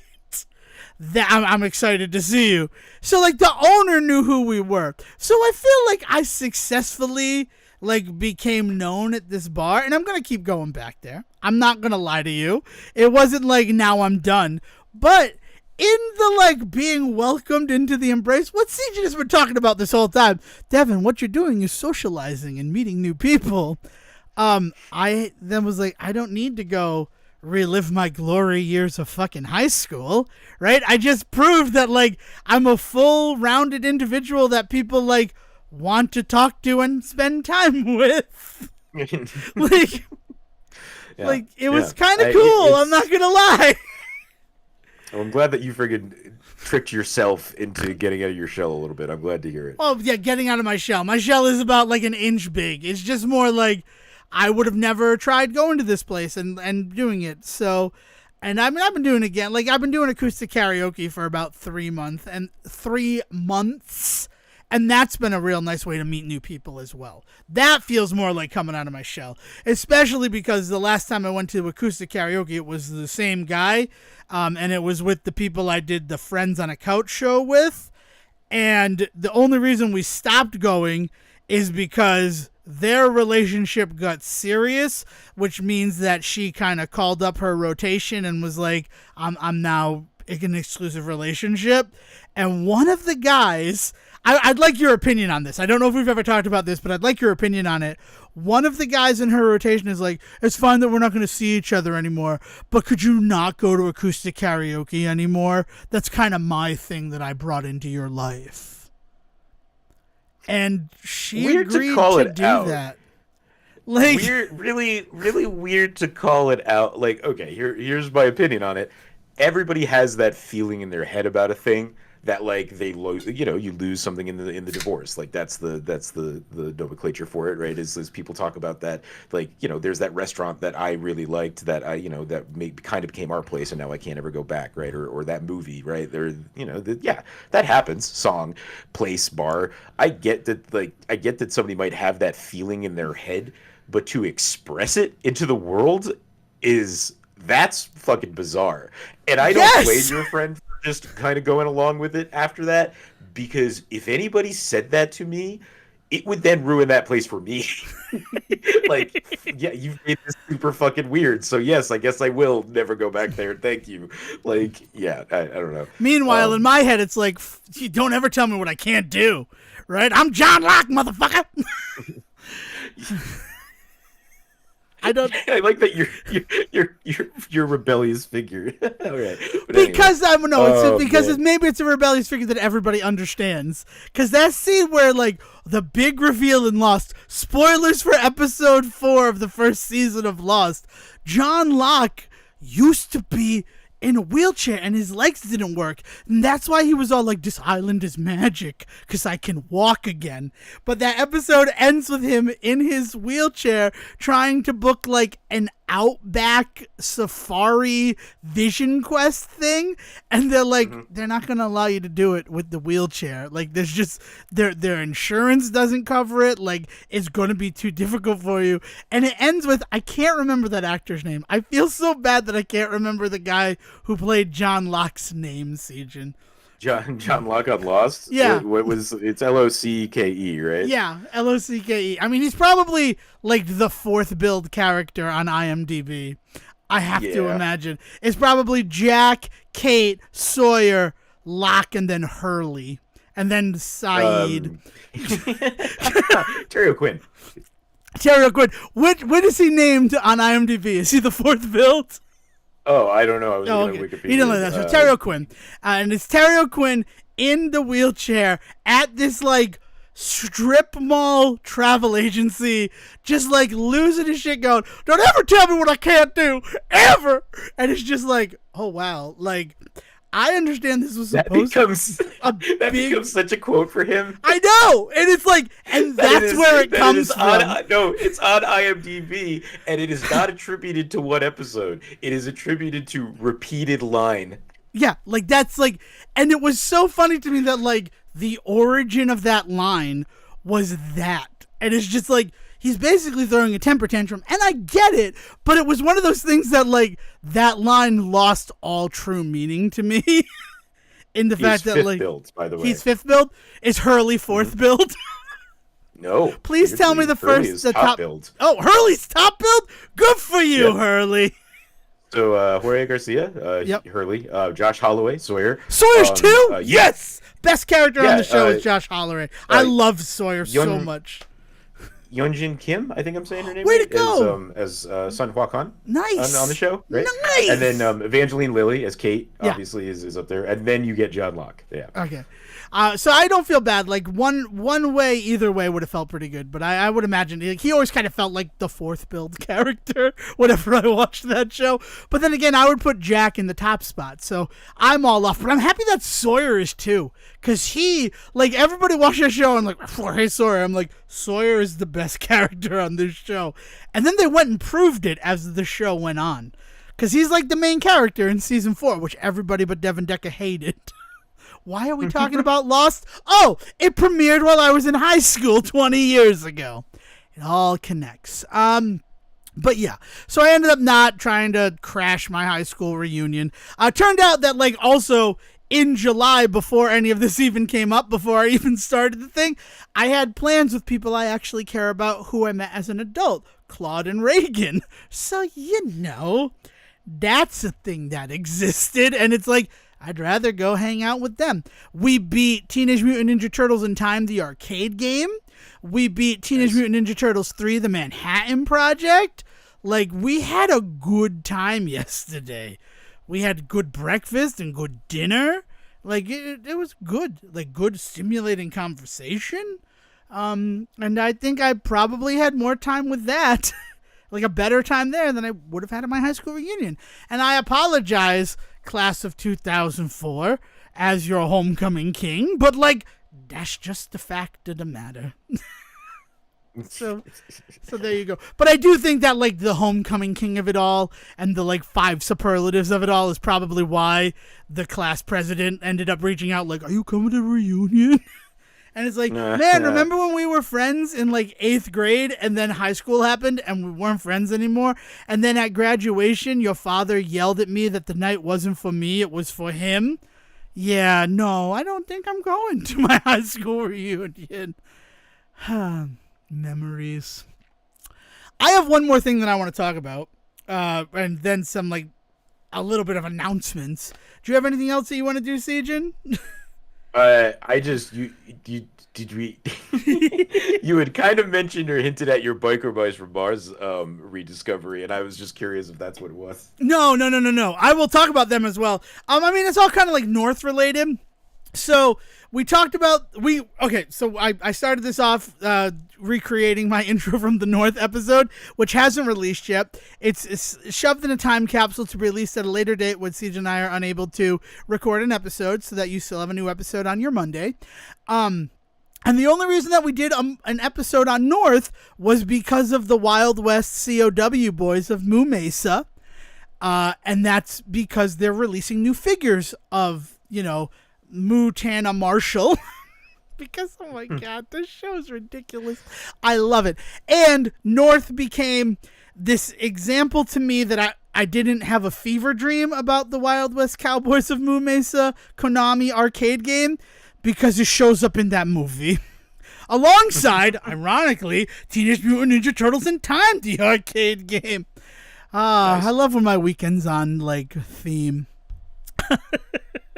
But how did this get us to biker mice? So the company that's creating the Wild West Cowboys of Moo Mesa, Nacelle, they said that they were going to do the biker mice from Mars. So the toys we're talking about, right? They're doing, the action figures. It's Nacelle. I don't know if I'm pronouncing it right. It's Nacelle, and so like Nacelle seems right. And if it's wrong, please correct me. There's a million ways to get in touch with us. We'll give them all at the end of the episode. So in this whole toy hunting thing, because the wrestling Teenage Mutant Ninja Turtles are supposed to be out there, and honestly, I want them so bad. I've wanted them ever since I first saw them in Archie Comics 32, which I got from the trash across the street. They were just throwing out a bunch of comic books, and they're on top. Was the issue where the Turtles go back to SteamWorld to wrestle again, and the introduction of El Mysterio and all this other stuff. So I want those figures, and I've been going to a bunch of exotic targets to try to find those figures, but also Tatsu, Shredder's right-hand man from the 1990 Teenage Mutant Ninja Turtles movie. You can listen to our episode, I Made a Funny, where we look at that movie in depth. He finally got a figure released because the actor finally allowed them to use his likeness. And I'm trying to find an extra one of those figures before I open him up, because it kind of feels like one of those things that, like, we're doing one run of these and then we're done. Right? Like, this guy, like, they did that for, like, it's very difficult to find, like, Judith Hoag's action figure. Again, probably because it's a female. Probably because, like Sejin said, she's pretty far down the bench before April is important. But mostly because NECA did her as a NECA store exclusive. So you could only get her from them, which means that they only produced as many as were ordered. And everybody who ordered them probably wanted it. Right? So it will be like 20 years before collections are sold off where people finally get a Judith Hoag April figure. Anywho, bringing it all together, looking for Tatsu, he's a Walmart exclusive, and I go into Walmart and I find the Biker Mice from Mars figures on the shelf. Specifically, I find Throttle and Vinny, the Leonardo and Michelangelo of the Biker Mice from Mars, Moto being the Raphael, and this really interesting thing which we discussed in 3 Ninjas, 2 Ninja Christmases ago, that after the Ninja Turtles hit, they decided to like glom onto the Leonardo, Michelangelo, and Raphael archetypes, but then just make all of them Donatello and smart enough to be like world-class engineers.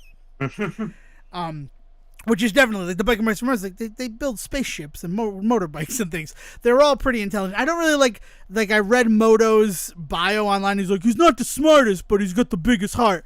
And I'm like, but he's also intelligent. Like it's weird. Right. Like no, what these like so you had this, you had Cowboys, you had all of these shows that did these groups of these like of three these animal types, right? Anthropomorphic animal street shows. sharks, right? Yep. And like one of the biggest things that they did is like Devon's saying is that they kind of didn't make them have their own personality. Like they told us throughout the show, like through like dialogue, oh, like you're a dummy, but we love you, and like and you're just like, I don't think he is actually a dummy. Like, you tell me that, but everything that he's doing is pretty much, and saying, is pretty much everything you're doing and saying. Like, all of these characters are all just kind of the same character, just reskinned. Like, you have a 190 IQ, I have a 185 IQ.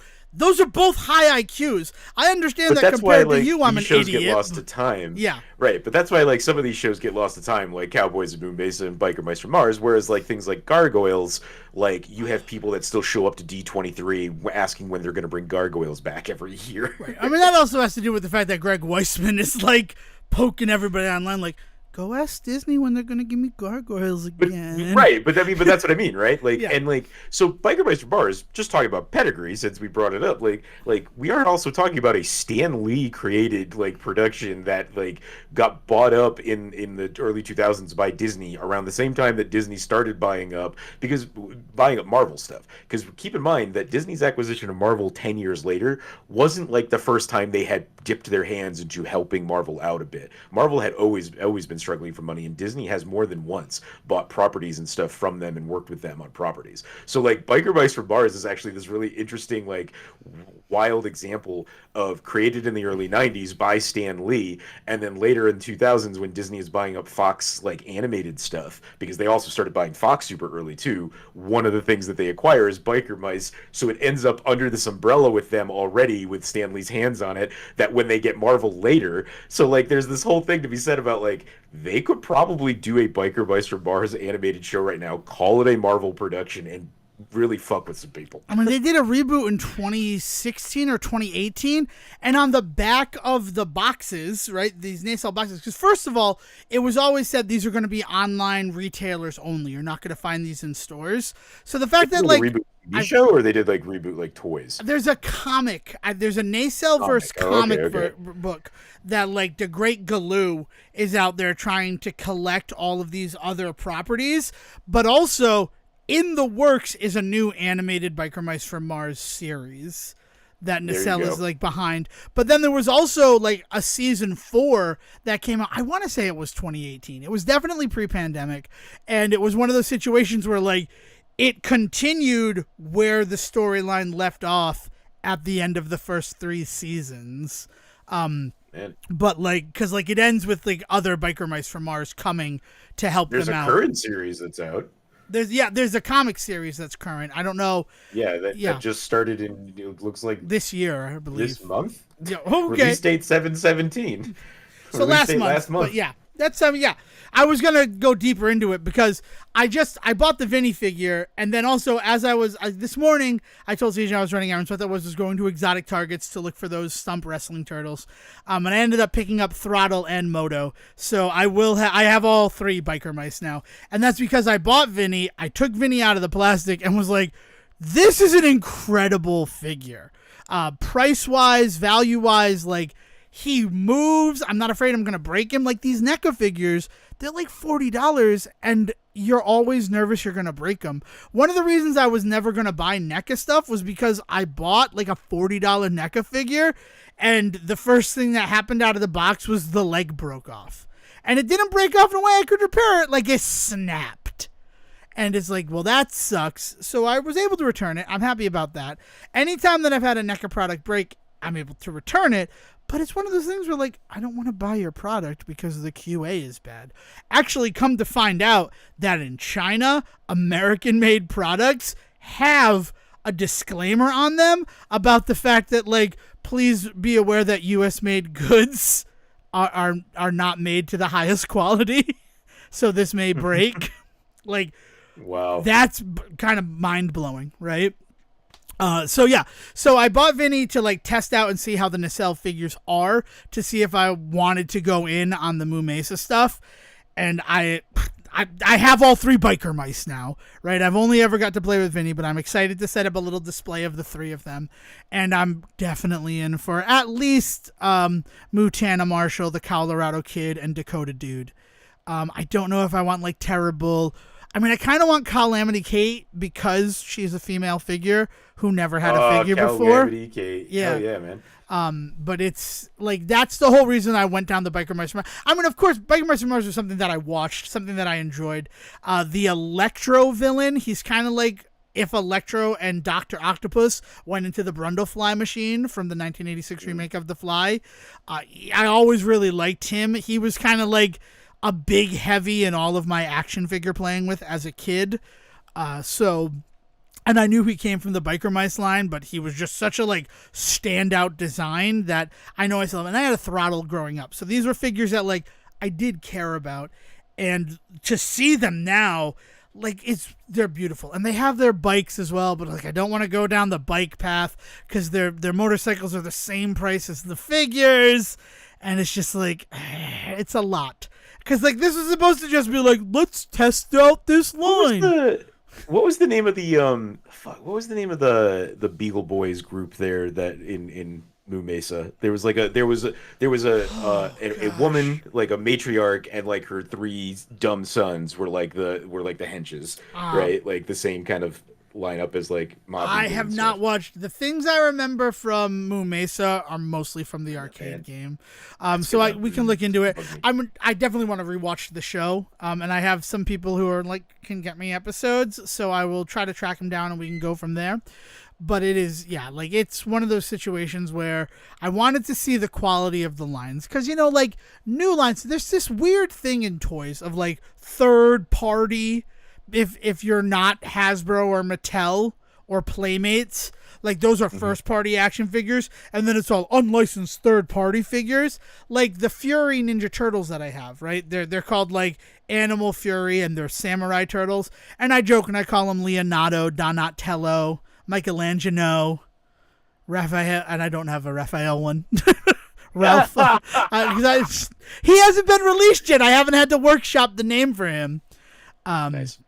But like those look incredible, but like they don't have the Ninja Turtle license, and they've actually had to change the name of the company that produces them 3 times in order to avoid like cease and desists. They're Great. Beautiful figures though. Like I love the work there. But like the whole idea of like a third party line, like Nacelle is kind of like in that weird space between first party and third party.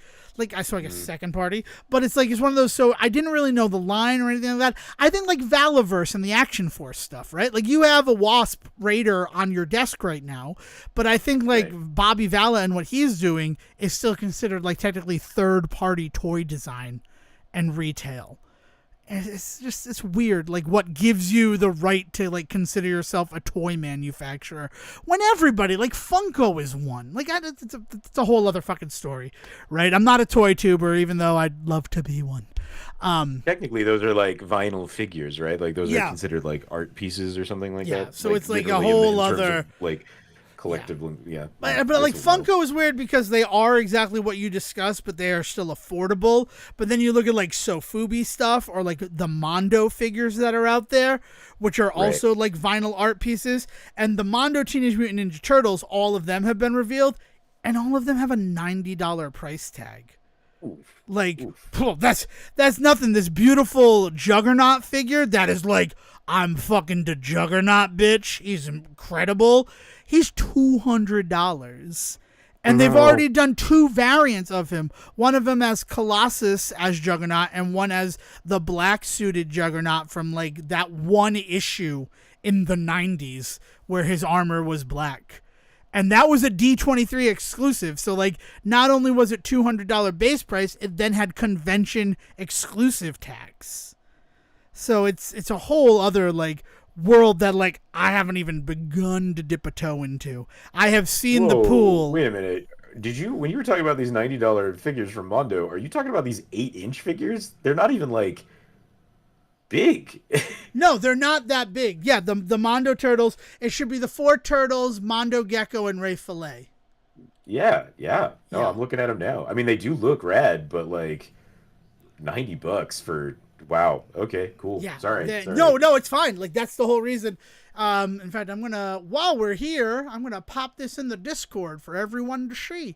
Yeah, because I mean, that's crazy that they're $90, and I would kind of want it. Like it's something that I'd be interested in, but then it's like, if I want the whole family, that's freaking $360 before shipping and taxes. Hmm. Like that's a lot. And then like the Mondo Gecko and the Ray Fillet, because they're like store exclusives, they're $105. And it's like, I like everything is going up in price. Inflation is a thing, but like we're seeing it in the collectibles market because they're a luxury product, right? Collectibles are not food or water, right? As much as like eggs are going up in price as we record this because of the combination of inflation plus bird flu, meaning there are less eggs in the world. Like the collector, like, and they're like, well, because we're a high-end company, we can charge $90 for this. But then like it's not like a huge figure, right? My Galactus figure that is 2 feet tall was $300. Or I could get 4 8-inch turtles for that price.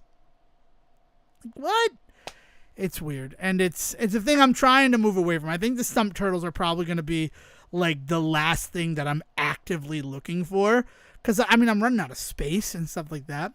But, I mean, the big thing about that is also I got confirmation from Valiverse yesterday that my Vanguard, which is like their big crazy vehicle that they've been doing, has finally shipped.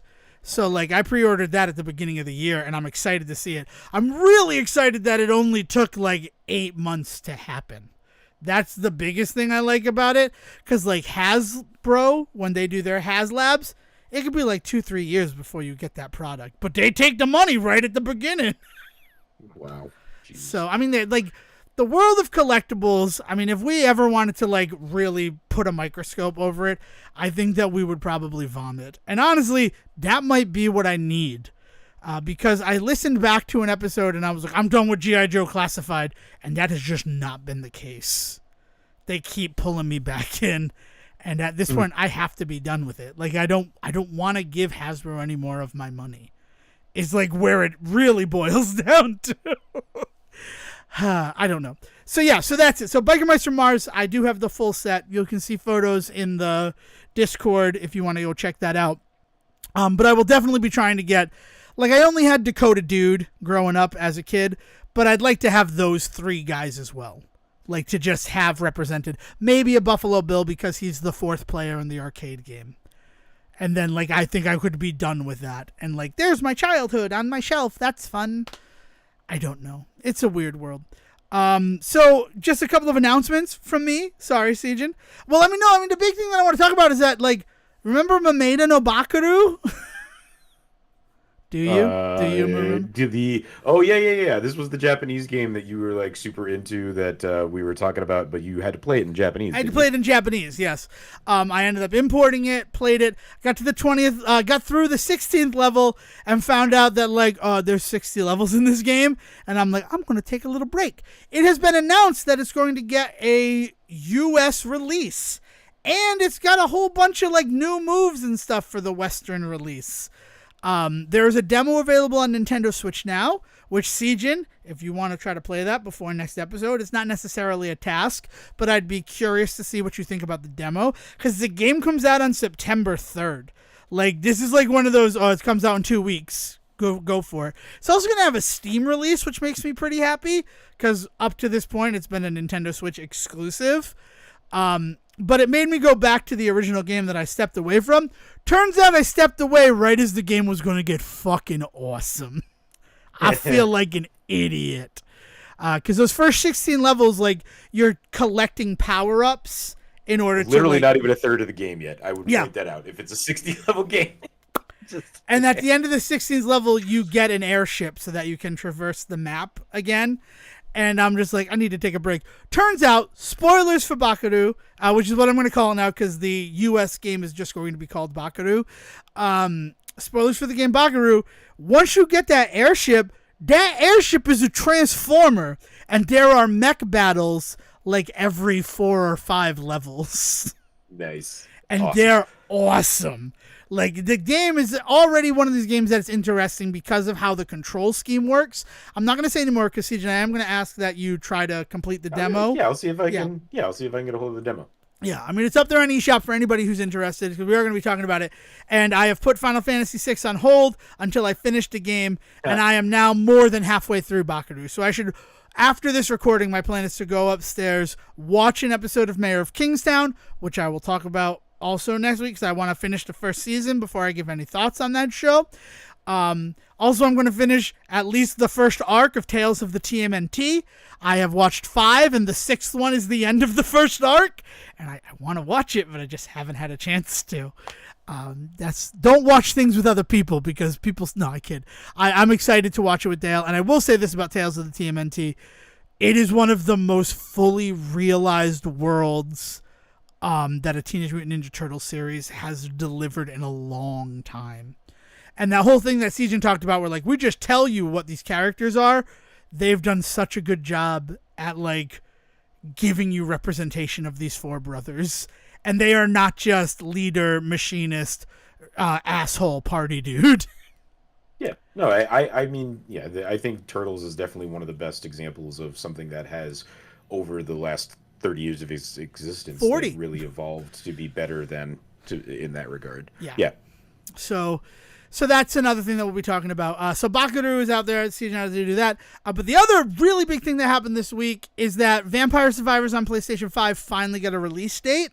It is coming August 29th, which is very soon, right? Again, as before Bakaru. So you want to talk about 2 weeks and it's coming.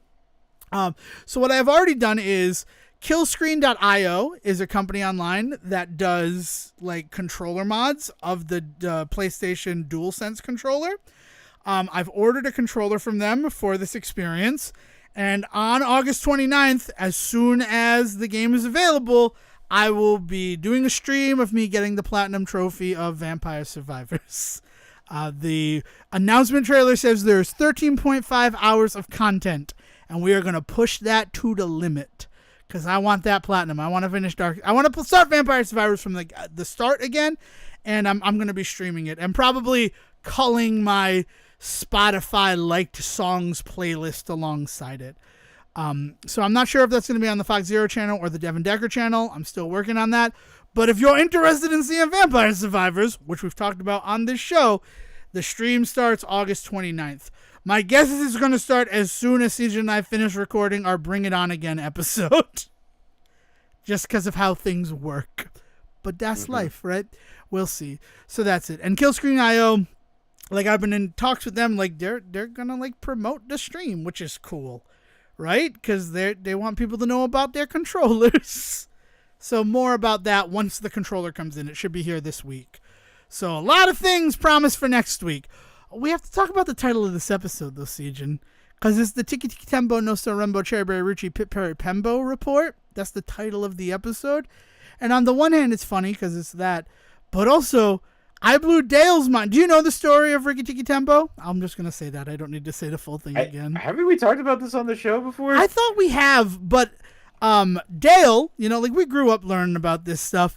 I blew her mind yesterday when I revealed to her that, like, it's not really ancient Chinese folklore. It was written by a white woman. And it's really that's just what like... makes it really upsetting. Yeah. Right. So that blew her mind that she didn't know that.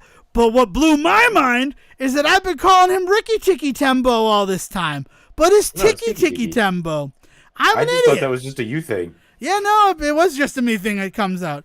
So finding out that, but then also doing some research on it, there is like a Japanese folklore about it, but it is the complete opposite. Like the kid is given a short name and he dies young, so they're like, the name needs to be longer so that they have a long and like fruitful life. So like even that, like white people trying to adapt, Eastern philosophy, just fucking it up.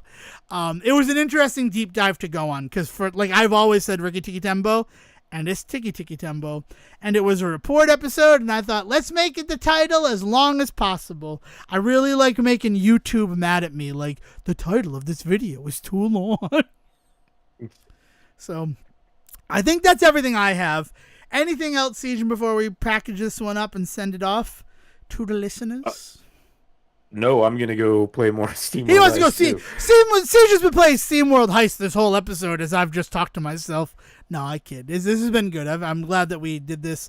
I'm glad that I'm going to probably finally check out SteamWorld Dig 2. Of course, I need to finish Bakaru. I need to finish Final Fantasy VI. And then I will get to the SteamWorld games. But again, they are on sale right now if you're listening to this the day that it released.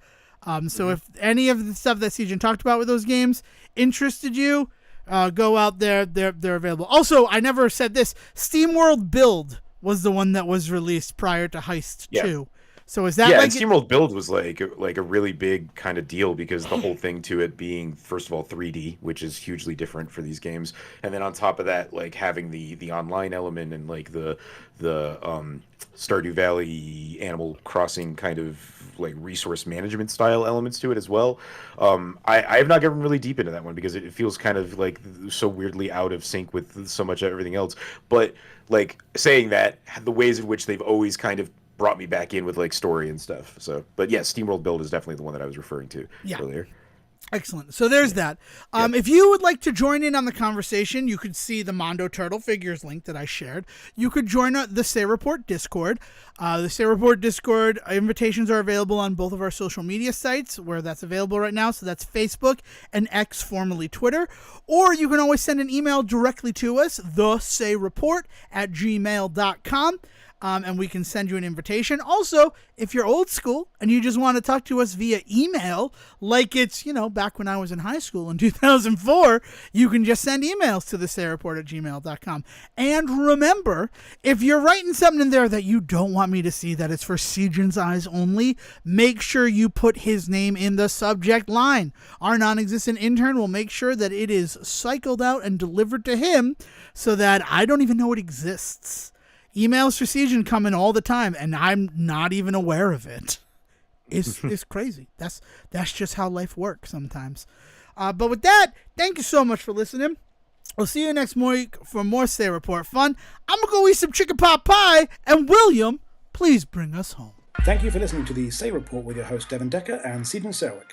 Please follow the guys on Twitter and Facebook by searching for The Say Report, and you can always subscribe on your podcast channel so this is delivered straight to you and you can enjoy it every week. With apologies to your mother, we'll see you next time.